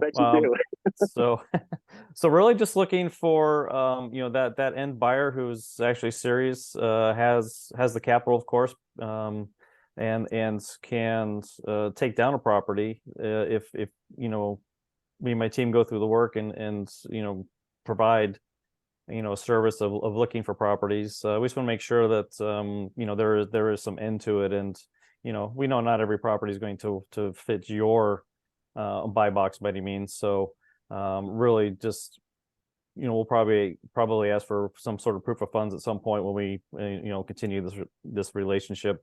Do you guys have anything in Houston right now that you currently own, or is this kind of a new market for you? Houston's a new market for us. Okay. Yeah. So when you said before, from what I'm understanding anyway, is you want to make sure that you guys are getting a return on your investment as well, right? Like all investors, you want to know what your ROI is. So if you guys are putting in work for us, you want to make sure that you're getting compensated for that work. You're not getting cut out. And I kind of said before that we're definitely not about that. Mm-hmm. We want to make sure that you're getting compensated for what you do. Do you guys have like a rate that you charge that's kind of standard, or is it dynamic for every deal? It just depends on the deal. Yeah. Okay, gotcha. Yeah. I mean, you guys looking for things that are currently on MLS, or are you looking for off market? Well, we prefer things that are off market because Okay. we don't want to be in a bidding war with the bigger corporations and the hedge funds and that type of thing. Because there's no way that, we don't have $10 trillion like BlackRock does. Right. But at the same time, we also prefer to establish relationships with our clients. I mean, if we've bought a property from somebody and they have another property, and at some point in time in the future, if they want to sell that property, we want that relationship with them. So Right. it's really important for us that, we understand that it's not going to be a buy, sell, goodbye kind of a scenario. It is a relationship that we start that is a long lasting business and profitable relationship. That's really what we're Right. after, Right. regardless of what the buy box is or what the unit count is or whatever the case is. We want the numbers to add up, and we want good people to work with that we have long lasting relationships with. That's really what our team's about, no matter Mhm. what. Right. Right. And that makes right. sense. And that's kind of what we're about as well. So as far as boots on the ground, what are you looking for as far as someone like myself? What are your expectations of me, and what do you expect me to do for you guys? How can I help you? Okay, beautiful. I'm going to pause it right there, guys. All right. So what he just did was fast forward the entire conversation. That's what we call a buy signal right there. Okay. He's like, okay, tell me how I can help you. I want to know, like, okay, I'm ready to go to work for you. If I continue now to try to build rapport and just drag the conversation down because I didn't pick up that buy signal, it's going to be wasting his time. And chances are the reason why he's saying that is because he might have been looking at his watch. Somebody just came in the office. He needs to move this thing along. Okay. So I've got a few more minutes here at best to make my best impression before he's got to go, or before he just tires of the conversation. Okay. So I'm going to put it back on play. And you were just asking me, basically, what can I do for you? Right. Yeah. What are your expectations of me Yeah. as the person you're, looking to bring you deals? Okay. Gotcha. All right. So here's what I'd love is if you could go to work, talk to your colleagues in the area, find some multifamily spaces. I'm not going to limit at all what those multifamily spaces are. Okay. Anything and Okay. everything that they've got, just call around to your colleagues, find out what you can. And I'd like to schedule a call with you next Wednesday I've got time at 1 o'clock and I got time at 4 o'clock my time, and I'm in California. Okay. Do either of those times work for you? Yeah. Can we do 1 o'clock Okay. on Wednesday? Sure. So Yeah. next that'd be Wednesday, perfect. 1 o'clock, I'm going to be calling you back, and you're going to have some properties for me after you talk to your colleagues that you and I can discuss numbers on. And then I want to pick a couple of those properties and either have you drive out or just get as much information as I can about the owners. So then we can actually be in contact with them and start a conversation. Would that be all right? That'd be fantastic. Yeah. I think that'll work out well. Outstanding. All right, Sean. Yeah. Well, I look forward to talking to you. I look forward to working with you. You might even be one of the people that invest with us after I get to know you for a while. You never know, And, right? I'll be talking to you next Wednesday. I appreciate it, Sam. You have a great day now. All right. You too. Okay. Yep. Thanks. All right. All right. Critique me. Oh. No, I want negative feedback so that I know what I can do better too, guys. I'm looking for it, bro. Believe me, I'm deep looking for it. And man, I'm just saying, man, I hope this is being recorded because that conversation, there's a lot of unpacking that needs to happen in that conversation. For me, like I saw the value of, I saw where you guys were going, what you were doing. I could see it. I'm visual. I'm a visual guy. I can see what you guys are doing. I can see what both of you guys were doing, and it helped me to understand both sides of it. And boom, now I need to unpack that and then just marinate and soak in it. And boom, that's all I can say is boom. I'm going, man, these guys are like, they already started a bromance and everything. They're good to go, man. You guys are good. I mean, was Because very we're well two done, likable guys. What do you That's right. expect? It's That's not right. hard with Sean, is it? Is it, I Jason? love it. I love it. So Sam, my one critique of, I think I got you started to talk a lot at some point. I think maybe kind of in the middle you started to talk a lot, which is fine because it's going to happen, right? Yeah. I mean, that's just natural because you're excited and I get excited and everybody's dancing in the street with excitement. So just for everyone else out, just be careful not to go too deep into something and get back on track. And like Sam pointed out earlier in earlier conversations, just make sure that you get those questions asked to to the agent or whoever you're talking with, just to make sure that there is something that can benefit both parties, if you will, in a relationship, going forward with the relationship. Right. Absolutely. Thank you. And I felt that when I was right in the middle and I was kind of going over like the features and benefits and who we are. And I'm like, okay, I got to wrap this up. I'm going way too long. Right. Yep. And that's what I said. It's better ask them, what can I do for you type of thing, just to kind of, get almost, when you're walking, I walk my dog, she's great and she's actually sick right now. So I might have to take her to the vet here in a little bit, but like when she's totally intense on going after a squirrel, if I have to tap her, right? Yep. Just kind of tap her on the neck to pull her out of that trance almost, just because she's just so focused. Absolutely. One thing I would have done on that, Sam, is I wouldn't have said anything and everything, because we do have a buy box and we don't want to waste the broker's time with going over that amount.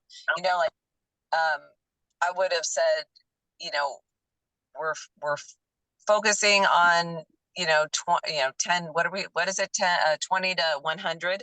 So I'd say I'm even willing to look at things up to 150, 160, but let's keep it in that realm, because if he's going to be spending time talking to other brokers for a 400 unit or 600 unit, there's no way we're going to take that down right at this time. I don't want him wasting his time on that guy. Yeah, that's a good point. That's a good point, Kim. Yeah, because I get calls like that too. Someone says, I'm looking for an investment property. Well, where are you looking? I don't care, anywhere in Houston. Okay, well, that's really tough, because I can bring you something in the second ward where you need police escort, and you're gonna say, well, no, I don't want that. Well, why'd you say anywhere in Houston? It doesn't make sense. Right. And agents do the same thing. They will absolutely do the same thing if they have a buyer. Where does your buyer want to be? Well, Conroe, Montgomery, Spring. They'll go down to Bel Air. Okay, that's like 80 square miles. Yeah. I can't really help you out there because it's too time consuming. Right. And that was one of the things, just because I've talked with Sean extensively and he educated me, and I've talked to other brokers there. When we say, oh, tell me about the Houston market, that's a misnomer. How many markets just in central Houston? Forget the outliers, Sean. Just in central, I mean, every little area is so different. You could go across the street and it'll be completely different from the side of the street you're standing on. Exactly. So it's hard. That's what I'm saying. You really, Traverse City, I know a little bit of Traverse City. Let's just say, let's use that as an example. It might be a little bit different, but that's why you got to ask the agent broker you're talking to. Tell me a little bit about Traverse City. What is going on there? Are there areas that we should avoid? Are there areas that are popping right now? Because for us, we just say, listen, for us, price isn't really the concern. It's what is there value add? Is there something we can, are there terms? And you don't want to start bringing that up just yet, but just trying to find out exactly, right, what's going on in that little area, because I don't know North Carolina, I don't know anything. I have not a clue about Charlotte or any of those. But I think if we're making those phone calls and talking to at least 5 to 10 agents, brokers, within those 10, you're going to have a really good idea what's going on. And if there's a discrepancy in, this, 3 of them have said it's shitty, and then the other 7 say, oh my God, it's so fantastic, you need to move here today. Yeah. Right. I mean, you're going to be a little bit confused, and you're going to be thinking, okay, what is the real story? Because there's always 3 sides, right? There's one side, there's the other side, and there's actually the truth. That's right. In the middle, right? Hold on. TJ's got his hand up.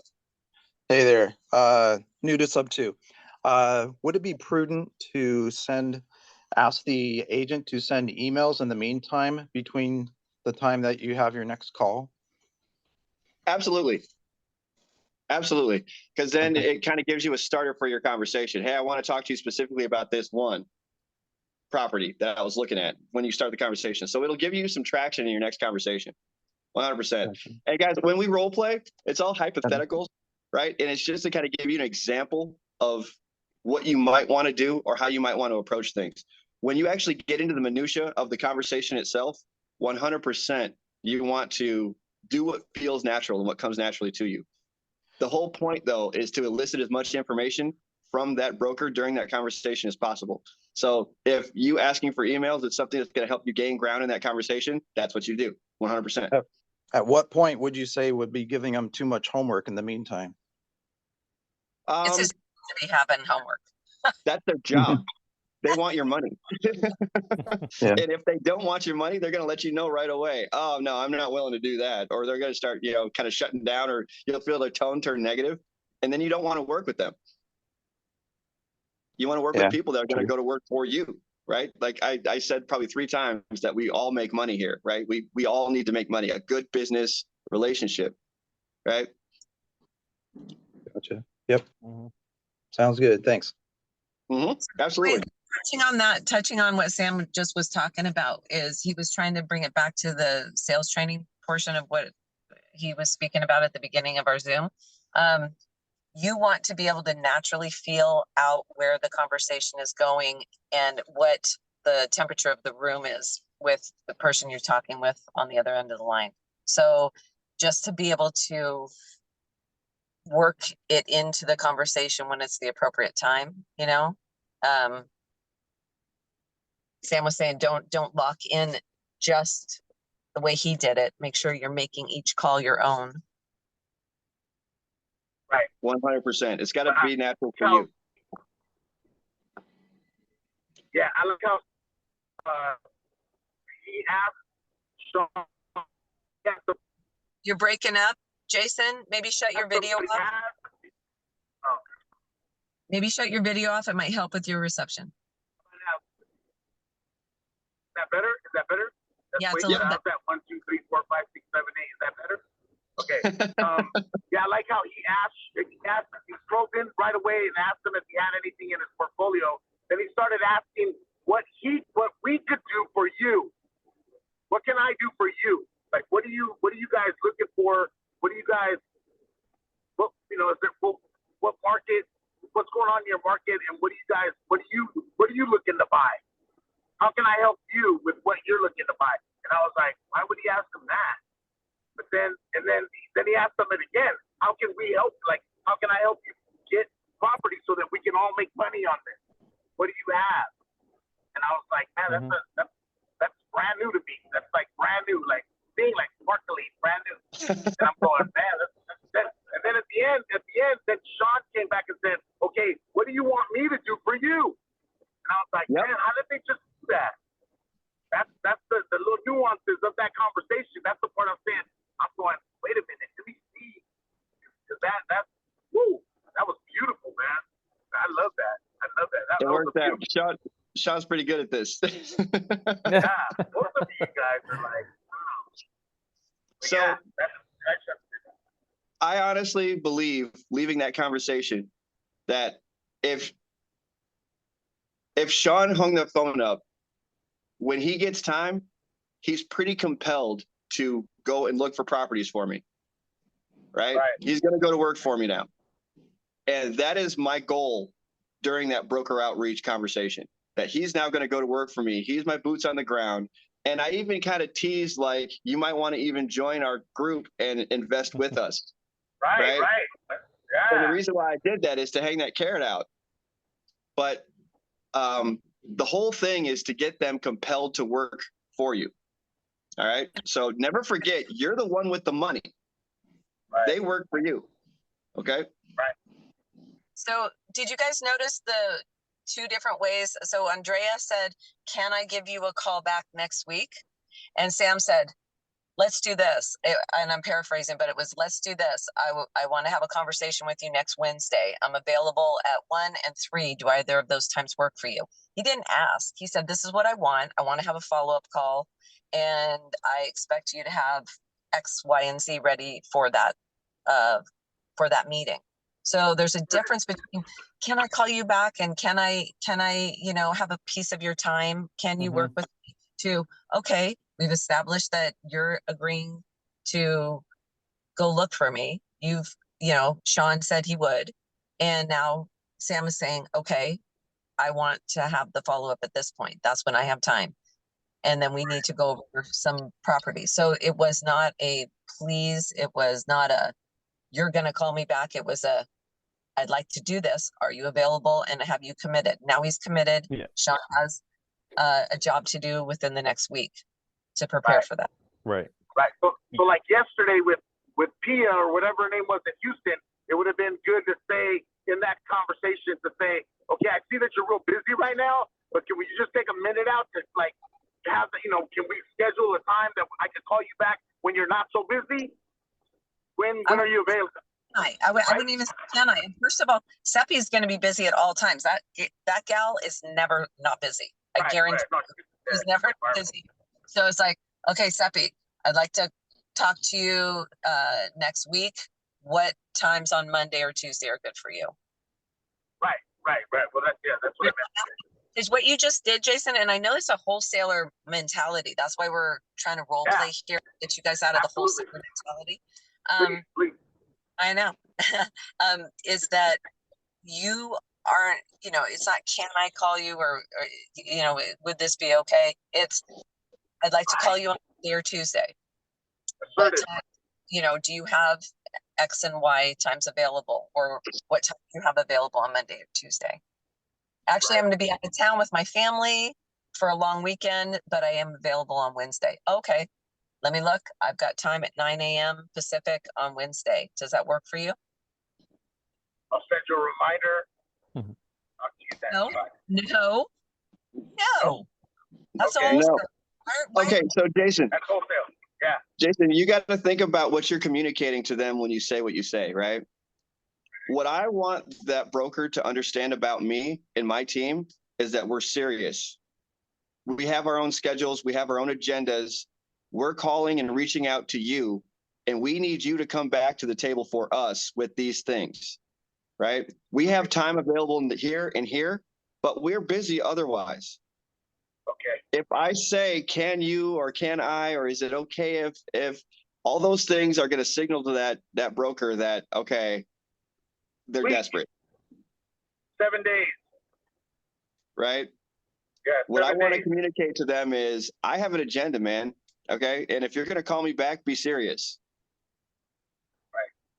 And we're calling other brokers in the area. So it's not just that we're working with you. We want to just work with a few brokers in the area because we want them to be getting out there and getting us all of the properties they can possibly network to find and bring them to us as quickly as possible so we can underwrite them and we can figure out which one we're going to buy.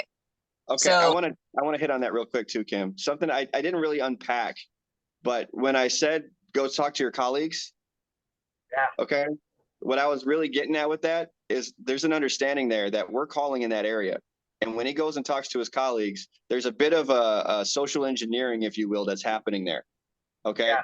When he talks to his colleagues, and I've talked to his colleagues, they're going to be like, yeah, they called me too.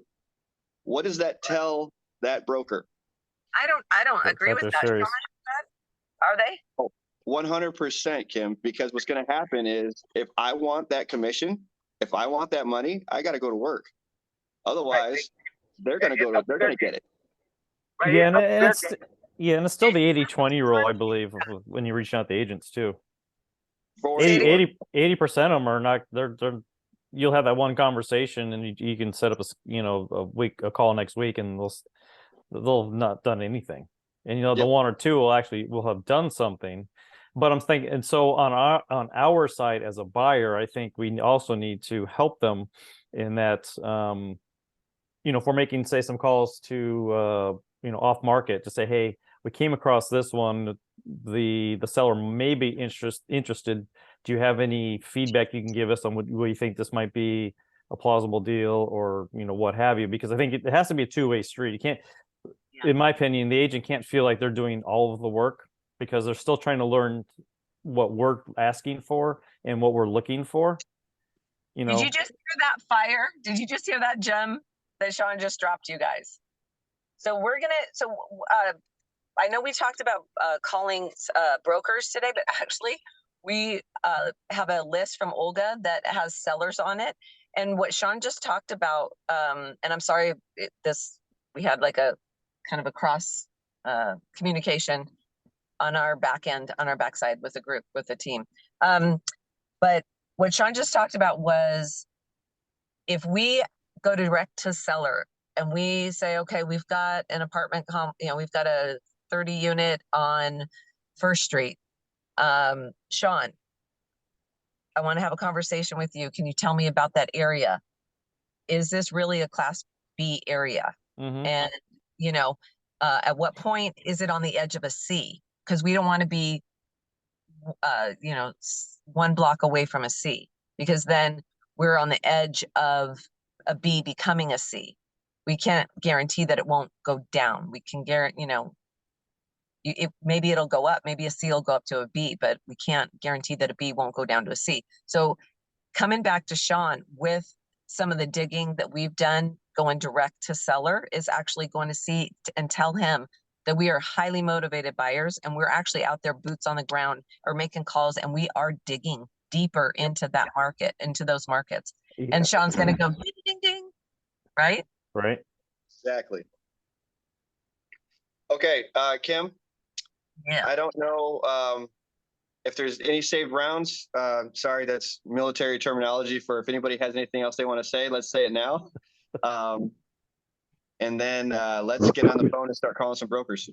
Yeah, Olga, I'd say, you know what, guys, we've done an hour and 40 minutes of role play and training, and it's been invaluable. So let's hold comments. You can put them in the chats, or you can put them actually in WhatsApp chat group. If you haven't joined, get a hold of me or Olga or Julie, and we'll get you into the WhatsApp chat, and we'll get those questions answered.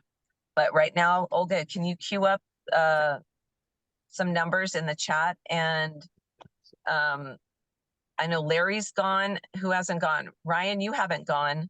Are you at a place in your job right now that you can make a phone call, or no?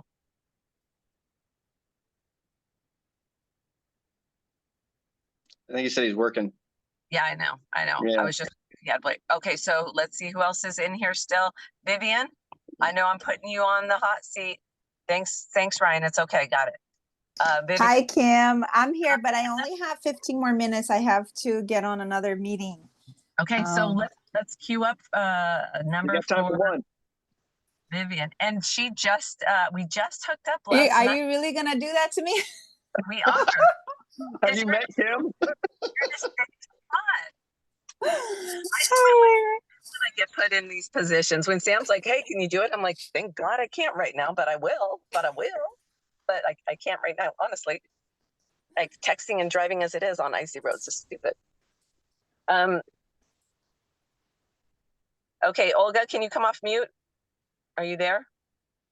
Yes, so there is a phone number, guys, and it's already in the chat, and I will go ahead and send you. It's in Greensboro, North Carolina. Rhonda, I'll send the name also. Thanks, Olga. Funny date. Yes, of course. Does anybody have? Do we know anything about this property or the portfolio that the seller has? So it's from Ryan's list from last night. That's the line number 3. It's no, we don't know anything about them, so we're just assuming they're a titled landlord. It's in Greensboro, North Carolina. Okay, so I don't know how many units. Yeah, just try to find out how many units. So Vivian, also. you know, say we're buyers in the area and we're looking for multifamily. Can you tell me about your property? And are you, you know, interested in selling? Just Okay, so we don't know if they want to sell. This is just from a list, right? Yeah. so this is we're trying to feel out if this seller is motivated. Okay. And you Okay. are an actual buyer with a team of buyers. So Vivian, the way that I would Yes. probably start that whole thing off is the way I would initiate it anyway, is introduce yourself, let them know we're looking for multifamily in the area. All right. Their property came across our desk and we want to know if they're interested in selling it or have they considered selling it. Say, have you considered? I like that better. And just real quick, you know what? I just realized, Vivian, are you on your phone on the Zoom? I am. Oh crap. Is there any way to jump to a computer on Zoom? Yes, I just gotta get the link, pull the link for the Zoom again. Let me see. Okay, remember. Because we need Fine. you to have your phone on speaker so we can hear you. Okay. Let me see which one. Go, And that- Vivian. Good job. That's something I forgot to remind you all, and we'll do that in the future. Olga, note to ourselves, when you get on these Zooms, if at all possible, for role-playing purposes, or for Right. actually when we're making phone call, not for role-playing, but for the actual phone calls and getting in these reps, we need you guys to be on your computer so that your phone is available to have it on speaker so we can hear you. And we will be giving you info in the chat and numbers in the chat. Because I was moving around with my kids till just now. It just dawned on me. I thought, okay, I'm seeing a moving screen. I think she's on her phone. We gotta. Yeah. So They left and I came upstairs. Okay, I just gotta pull up the link for the Zoom again so I can paste on my computer here. Olga, drop that name and number in the chat one more time, please. Yeah, Because it's in there, guys. Or should I? Because. Okay, 1 second. Thank you. Sales training, I think I got it. Okay. I'm looking at it. Let's see. So it's Rhonda from North Carolina. Is that where she is? Yeah, Greensboro. Greensboro. Okay, everybody, And give that's the address. love. Oh my Go, God. Vivian. Okay. Recording in progress. Let me. So you're gonna have to get off Zoom on your phone. Just got off the Zoom. So I'll just, no, I have to leave the microphone on. Okay, I'm trying to figure this out. Okay, let's try. Rhonda.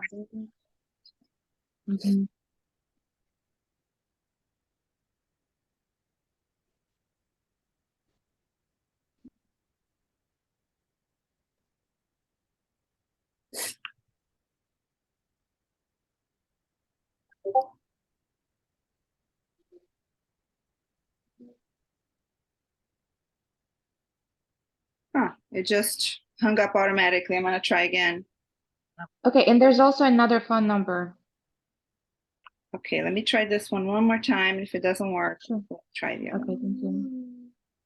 And again, these are skip trace, you guys, but there's no guarantee that they're all 100% correct. No, it won't even ring.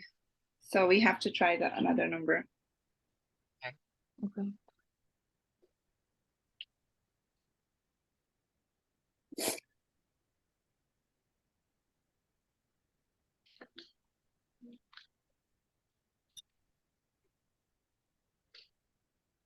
Julie, do you want to try to get a call in before you go out the door, or is it too late?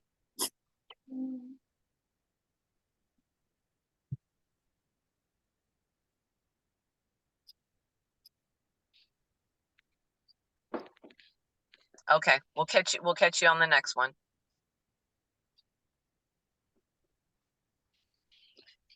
And Vivian, there are actually 2 more, so total 4 numbers for this person. Okay. Thanks, Mina. Have an awesome day. Thank you, Mina. Thank you, Julie. Oh, I didn't see it on the chat, sorry. So, okay.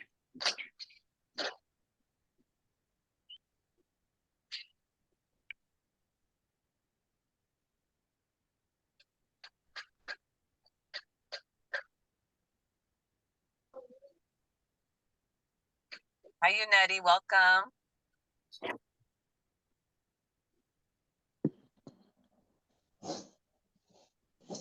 What's Rhonda's zip code? Anybody know? It's ringing. We'll go put this in the chat if you can. Yeah, are you guys able to open this Google Doc? It's ringing. Okay. I don't know if you can hear it. Should I leave a message? Triple Yeah, dial yeah. and then leave a message. Please leave your message for. Of course.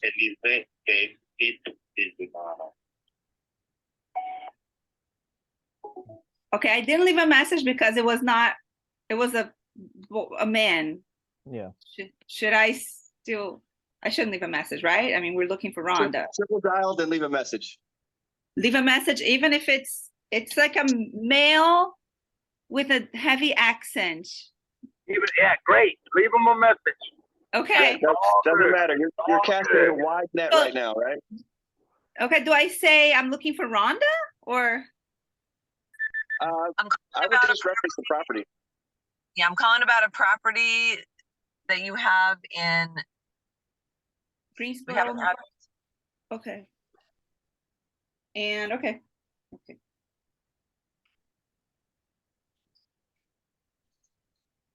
Guys, while Vivian is dialing, whoever's gonna go next, I just dropped the whole Google Doc in the chat, okay? Please open it. Go to the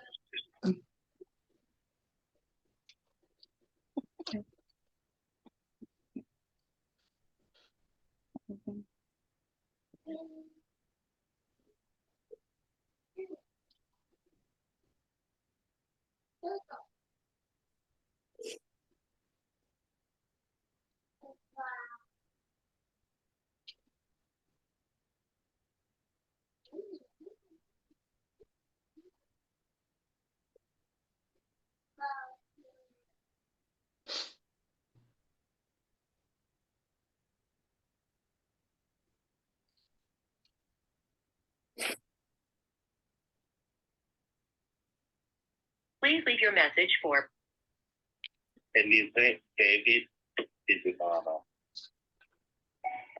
Hi, my name is Vivian.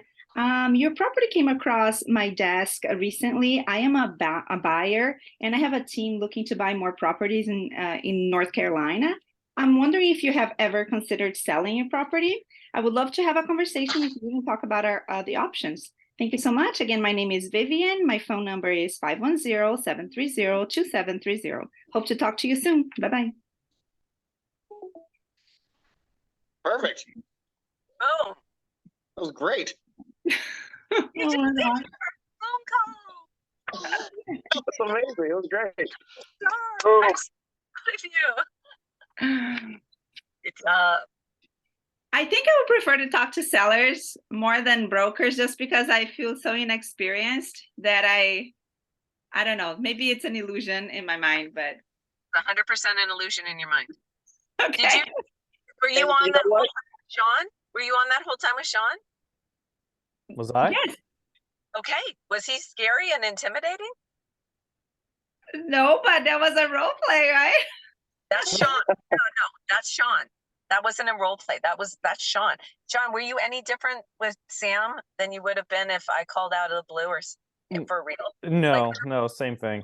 Yeah. I called 3 brokers during the challenge, and I got some heat. I got a broker saying that if I was looking for seller finance, I had no money, that he was an investor himself, and it was hard for me. I didn't know how to react. That Vivian, that's okay, and you're gonna get that, and you're gonna get the F-offs. You know what? And when someone tells me that, I just say, you know what? Thank you so much, because I get one of these a day, and you are the one. And so thank you very much, because I know my next 8 calls will be will be pleasant. So Much better. thank you and have a great day. And by the There way, you F go, off. yeah. No, just kidding. Yeah. Just kidding. You know, Yeah, don't say truly. But that. that's true. That was my worst call. So I guess can put that in perspective. Sam, can you go back and remind everybody about how to shake that off? What were the things that you did to prepare for your morning calls and your day when you're, you know? Yeah. So, when I was recruiting, I had to make, I don't know, 500 phone calls a day sometimes. It was just absolutely ridiculous. And if you think a broker is scary, wait till you call a home and tell a mom that you want to recruit her son to the Marine Corps and she's completely anti-military. You are not taking my son. You're going to get a lot of that. So what I would do, and just because I'm kind of a nerd, so I really like deep dive into what your body is doing and what's happening to you while you're on the phone with people and things like that, the psychology of it. That stress hormone is going to build up inside your system. Okay. And when you experience a negative reaction from somebody, if you hang up and then immediately redial somebody else, that stress hormone is still inside your system. So it's going to come through in how you present yourself. So I would do something, whatever it is. For me, it was push-ups because I'm a Marine. So push-ups just kind of what made sense to me. But I would try to balance that hormone in my system with some adrenaline or some endorphin or both. Because now that negativity isn't constantly wearing on me all throughout the day until it got to the point I realized when I didn't do that stuff, at the end of the day, I would literally be sitting like this on the phone. I'm like trying to curl up in the fetal position. And I'm just like, can I please talk to somebody? Like, that's not going to work in a sales situation, right? So what I do is if it was a great conversation, I had a little, one of those little basketball, like foam basketball things that you hang on like a desk divider. And if it was a good conversation, then I would take a couple shots with that and just celebrate the win. In my mind, I would, you sit with your arms up and you're like, God, yeah, freaking rocked that thing. And you celebrate the fact that you did something and you succeeded. If it wasn't a good conversation, then I would move my body around, listen to something that's going to hype me back up and replace that stress hormone with something positive. Some dopamine, adrenaline, and endorphins are going to be the easiest way for you to rebound from a negative situation. And that way it just doesn't stick with you and it doesn't keep like just glomming on until by the end of the day, like I said, you're just kind of sitting like, please, can someone just talk to me? Tell me I'm not a bad person. So I get up and I jump around. Like I wiggle my arms, I wiggle them out. I mean, I just do hops. I do jumping jacks because I don't want to get into that tight body place like Sam's talking about. And that, negative and I need to push all that stuff out. And I'm like, okay, let's go again. That one's over. I listened to Ed Milet, and he had a basketball coach on, like a massively, I can't even remember who he is because I don't follow basketball, but this guy is genius. And what he tells his players is, okay, great. You missed that shot or you missed that free throw. Okay, great. You missed it. That's over. Next shot. Okay, you missed that shot. Okay, that's over. Okay, next shot. Because what happens is, he says, if you keep thinking about that shot you missed, then it's going into your next shot and you're going to miss that shot 9 times out of 10. And that's what Sam's talking about. So you have to say, that call's over. Just like Sean just said, oh, good. You were that call. Thank you very much. Sayonara, bye-bye. Thank you. That call's over. I'm here now in the present generous moment. Okay. Thank you. Yeah. I feel like this is learning, not just for this, right? It's for life. It is. Yeah. Pretty good stuff. That's sub 2. I've learned, if I've learned anything about sub 2, what I've learned is it is not a job. It is a complete change in mindset and lifestyle. Like whoever you were before this is not who you are after this. Lifestyle. Yes, Let's sir. get one more call in. Vivian, can you get into that Google Doc and grab it? Or would you like me to read it off to you? I have to hang up because I got to get in another meeting in 2 minutes. Okay. I am so grateful you showed up. I'm so grateful we chatted. Yes. Thank you, Vivian, so much.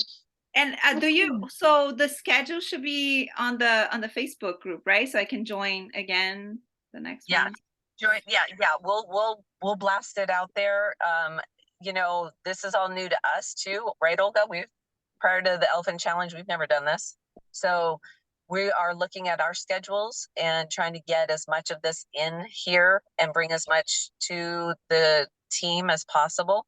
So we will have this as much as possible, but we all want you guys to get out there and just start making phone calls and checking back in, and we'll just keep doing these. Perfect. Thank you. Yeah. Thank you, Vivian, so much. Perfect. Tiffany, she wants to be next. Tiffany No, already put stuff in the chat. Yeah, I'll call. And Where's so this Google basically, Doc? I'm sorry. I can't find it. It's in the Yes, chat. please look in the chat, yes. And right now, Oh. Tiffany is gonna call I the didn't person the number Zoom chat? 5. Yes, How come I can't find the Zoom chat? But Zoom chat. basically, we I didn't just go far wanted to enough. figure Oh, never out mind. Never mind. if they have a multifamily. We know they have one. We just wanted to know if they willing to sell theirs and find out about Yep. the area. Correct. Yeah, we know. I just cannot find how many units on each property. Maybe I'm just operating from my phone and it's Oh, I'm sorry, very Olga. I difficult. thought you were on your computer. I wouldn't have asked you to do all that. Thank you. Yeah, my pleasure. She's Yeah, a rock. but you know, Guys, give it up for Olga, man. And Mina oh, for come on. No, there's Thank a you. lot of numbers. I'll start with the first number. Yes, okay, thank you. For Mr. Webb, Mr. Grover. Yeah, Oh, Kim, this one right here, this is the Grover, that's the number 5, okay? That's the line number 5. So if anybody wants to go next, you can go like number 6, number 7. Thank you so much. all right, I'll call 252-42. Let's see. 81. There we go.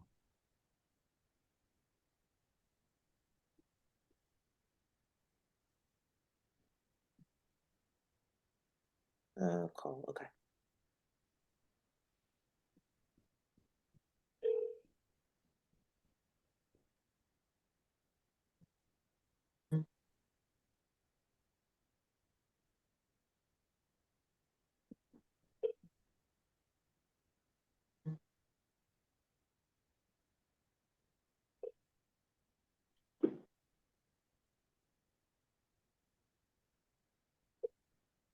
Welcome to the voicemail of 25244281885.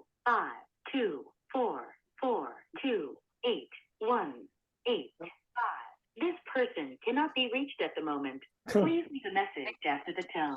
After you leave a message, you can modify it by pressing pound. Okay, I'm just gonna call the other number. So there's a lot of numbers for this particular person before I leave a message. Maybe I can get on the other one. I would triple dial this one and then triple dial each one and then leave a message on whichever one you feel is best or whichever ones you feel is best. And these are agents? These are sellers. This is direct to seller. These are direct. I got you. Okay. We were gonna be doing brokers, but 252 252-972 great with dropping us some sellers. 672. So 9672. And just so y'all know, just as a catch up, our markets are Alabama, the Carolinas, Tennessee, Texas, and what else am I? Oh, and Central Florida. So that's why we're calling off of Ryan's North Carolina seller list. Mm-hmm. He just gave it to us and we're scrambling to get things open. So we did a couple days of brokers. And we will do brokers again. We'll mix it up. We'll do like half of a Zoom with sellers and half with brokers. Gotcha. Olga, are the rest of those 252 numbers the greens? This Mr. Webb guy? I don't know. I'll just call back 252. Yeah, those four. All those. 3952. Okay. Well, we'll try again.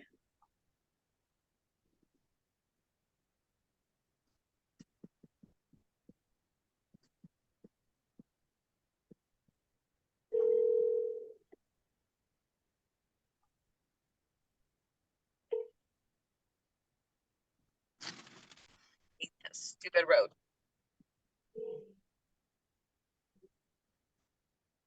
What are you driving back down to California, Kim? Thank you for calling the Jack's Auto Parts. No. Is there a Mr. Grover Webb that happens to be there? Okay. This is the auto parts place? Oh, okay, I apologize. Sorry about that. Thank you. Okay. That ain't it. I'll try the first one again. 252. I'll call it for the second time.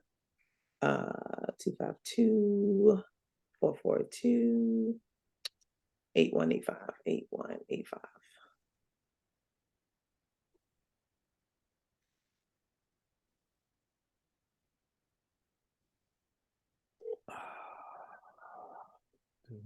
Huh.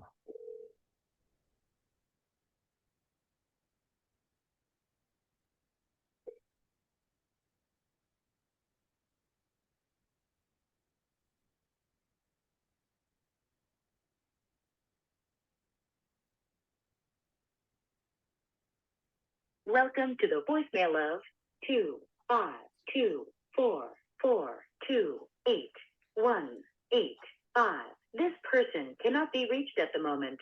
Please leave a message after the tone. After you leave a message, you can modify it by pressing pound. Hello, my name is Tiffany Johnson. I am calling because I am a real estate investor, and I wanted to, your name have come across my desk, and I see that you are an owner of a multifamily property. I would love to talk to you about this property as I'm interested in the area. If you can give me a call back at 757-447-4479, I would greatly appreciate it. Thank you and have a great day. Bye-bye.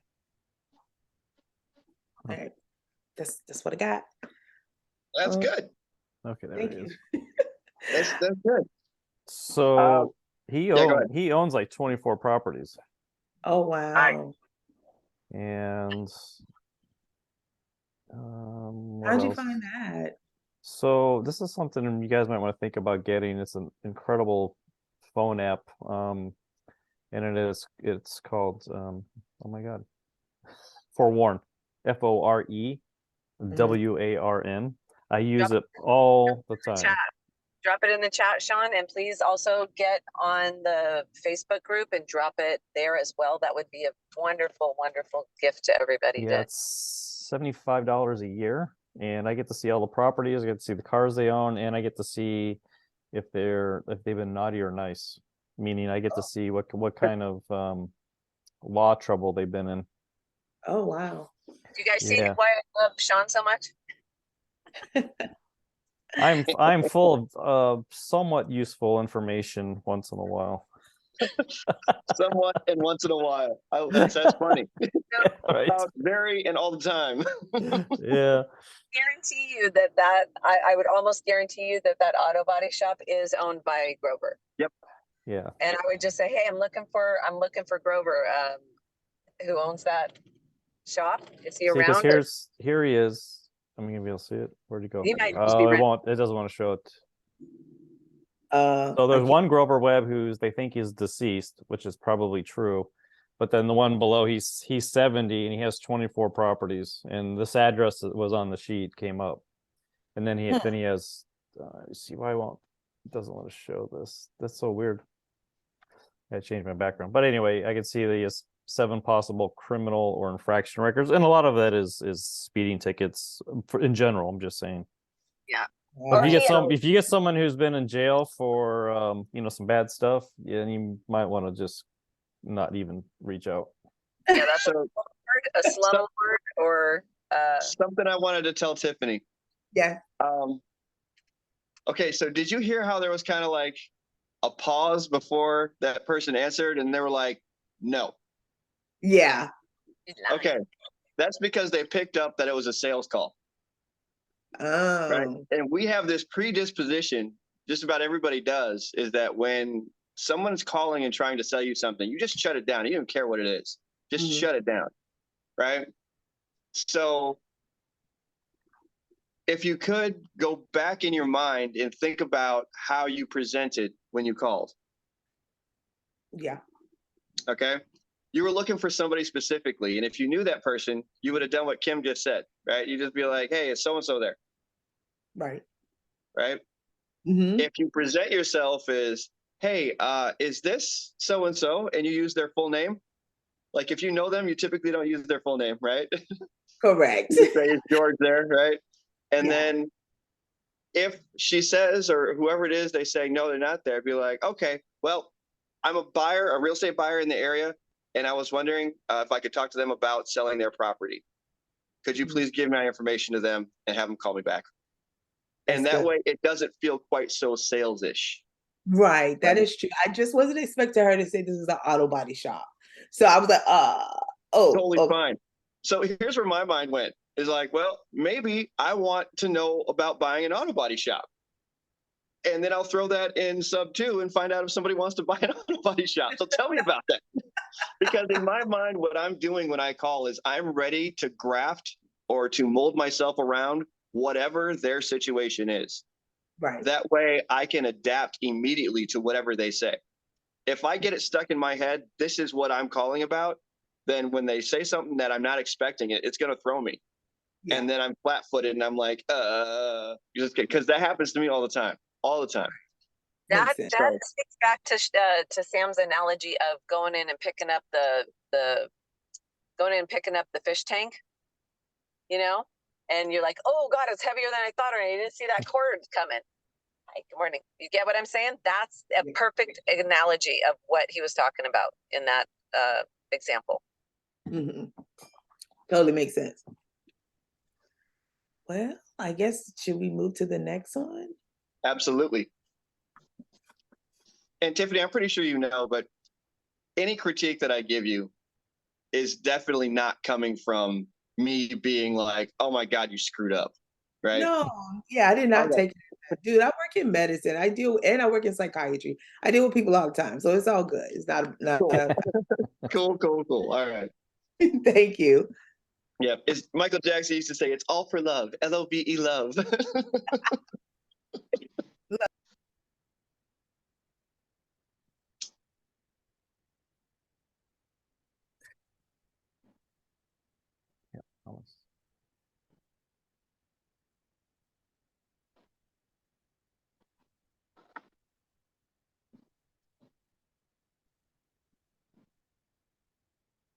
Are you calling the Williams?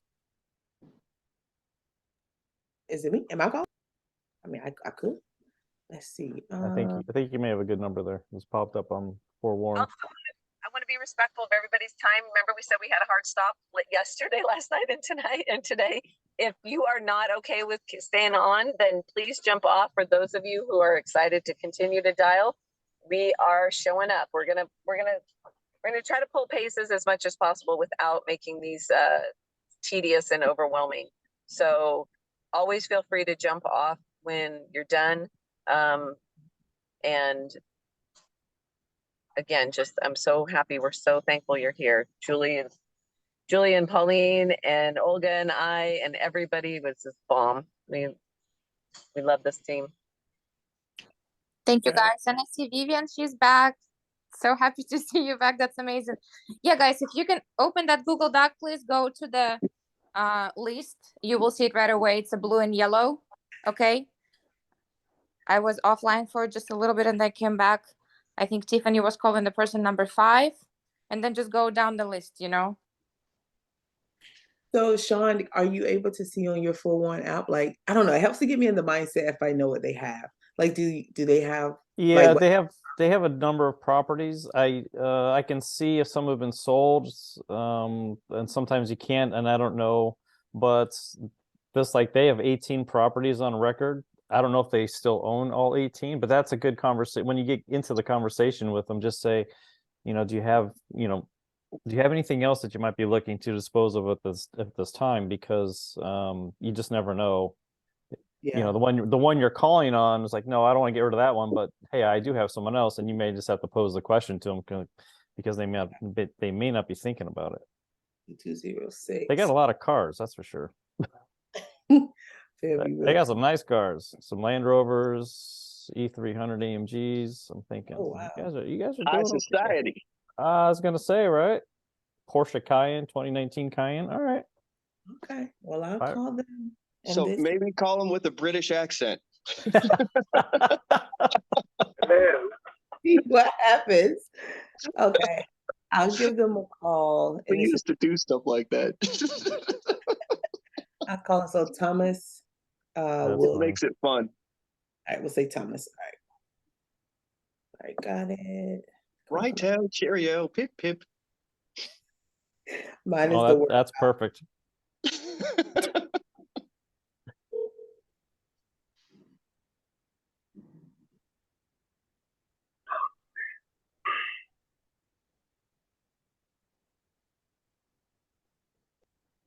Heads up, Jason, you're off mute. There you go.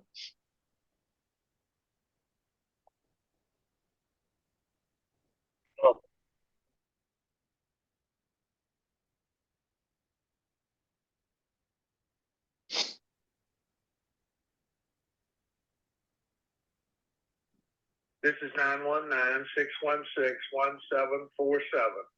Voicemail Tom Williams. Please leave a message. Thanks. At the tone, please record your message. When you've finished recording, you may hang up or press 1 for more options. Hi, Tom. My name is Tiffany Johnson, and I am a real estate investor. I am calling you because your name has come across my desk as an owner of multifamily properties, and right now I'm very interested in obtaining, properties definitely by the end of the year. If I would love to talk to you about your current property, if you can give me a call back at 757-447-4479, I would love to talk to you about your area. And just go from there. I hope you're doing well, and I hope to speak with you soon. Take care. Bye-bye. Freaking amazing. Perfect. Yeah, Okay. that was great. If you had to profile Tom, what type of guy is he from his voicemail? He sounds like an older Southern guy. Exactly. Older Southern guy who is straight to the point, right? Yeah. Yep. Here he is. He's got all these cars and all these vehicles and all that other kind of stuff. But at the same time, he's like, "Hi, this is Tom. Leave a message." Yeah. Like, so don't talk quickly. Yep. Yeah, for sure. But match his energy, right? This is who I am. This is what I want. Call me back if you're interested. Done. That's exactly what I was going to say. Like you started out, you got most of the information out right away, and I would have just dropped my number and gone. But then you kind of elongated that voicemail. Mm-hmm. I would have shortened it up just a tad, but I mean, the tonality I thought was great, and the way you said, "I'm a buyer in the area, I'm interested in the area. I'd like to talk to you." Okay. What I really liked too. You did great. I really like that you said that you wanted to acquire something around the first of the year or by the first of the year. That creates a sense of urgency to him. At the end. Also, because people who own a lot of properties, their taxes are a big deal to them. So if they're trying to offload properties before the end of the year and they haven't done so yet, and he's in a situation, then he's going to bite on that. So that was really well done. Hey, thank you. Okay. Yeah, we don't know if he's got a 1031 that's hanging out there. You know, you guys all familiar with 1031s exchanges? Yep. Yeah, so you sell that property, or it's going under, or you have a property and you haven't identified a property, or you've identified your property and it fell through, and now you're scrambling to get that money in. My ex-husband and I almost lost $70,000 in that scenario because we had a property that was falling through, and I was scrambling because I wasn't going to lose $70,000. Right. So, like, hell no. You don't want to stand in that line? Nope. Nope. I'll sleep in a garage, but I won't stand in line. Amen to that. You know I'm with that. Gosh, right? That's why you're my partner. Yup. Great mind. Hey, Sam. Yes, sir. So, to your point about doing it like in a British voice, right? British accent, right? Like, I've actually done that before, like on some stuff, and I do a Southern, right? I do a Southern like that guy on the phone right now, the guy you guys called. Yeah. Right? That's amazing. So, uh, I want to hear your British accent, Tuesday. Jason. My kids are British accent guys, not me. But I'm more like, well, I can do it like if it's going down the Rondeau, right? But that's about it. That's hilarious. How about Kiwi? Can you do a Kiwi accent? I don't know Kiwi. Australian? Hey, Sam. Oh yeah, right. Because I've been working hard all week. Yeah. There you go. I'm tired. I need a break.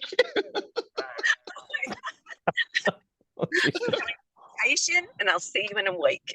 Yeah. The train has come off now. Yeah, well, to the point though, guys, it's one of the things that when we get, like when you're making calls all the time and you're kind of, like I said before, about getting that cortisol build up inside your system, those stress hormones, by doing things like that, even though it does seem kind of silly, it might be one of the things that you do to break yourself out of that mindset of like negativity, right?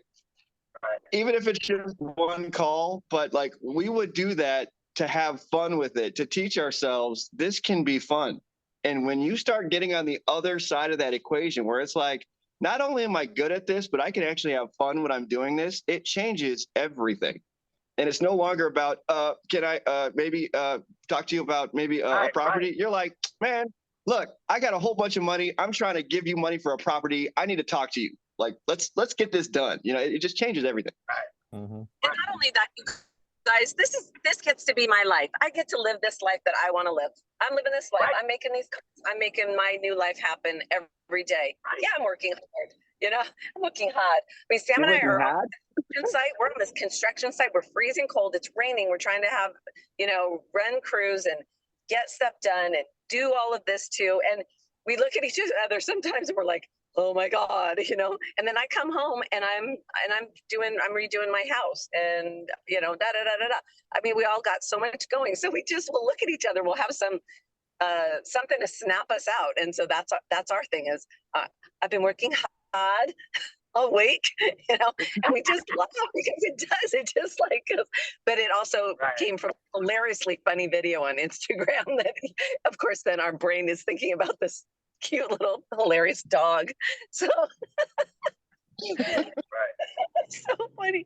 So just get something like that and use it. Like stop taking life so stinking serious that this call is the end all call of your day and your life. It's not. No. You might be sweating and you might need to go, you know, change your underwear and, you know, take a shower. Yeah. Every call is like the first call of your new life. The potential of your new life, right? Of your new, you know, a change, a freedom, man, just wings. You're calling to get a pair of wings so you can, like Red Bull, you can fly. Pressure for me. Like just have fun. I guess just talk to people like they're people. That's it. Here, you doing one more call, or where are we headed now? Who's up? Are you doing one more call, or are we gonna give it to somebody else? I'm willing to pass the baton if somebody wants it. Okay, I see Julie's back on, but I think you're still out and about, Julie. Can somebody put in the chat who wants to go, or speak up right now on? Just speak up. I would love to go, but I only have a phone. So. Okay, yeah, sorry. We need to be in front of a computer.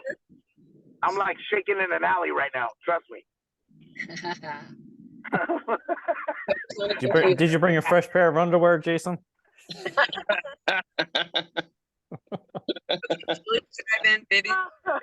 Oh my goodness. Vivi, why don't you go again? Okay.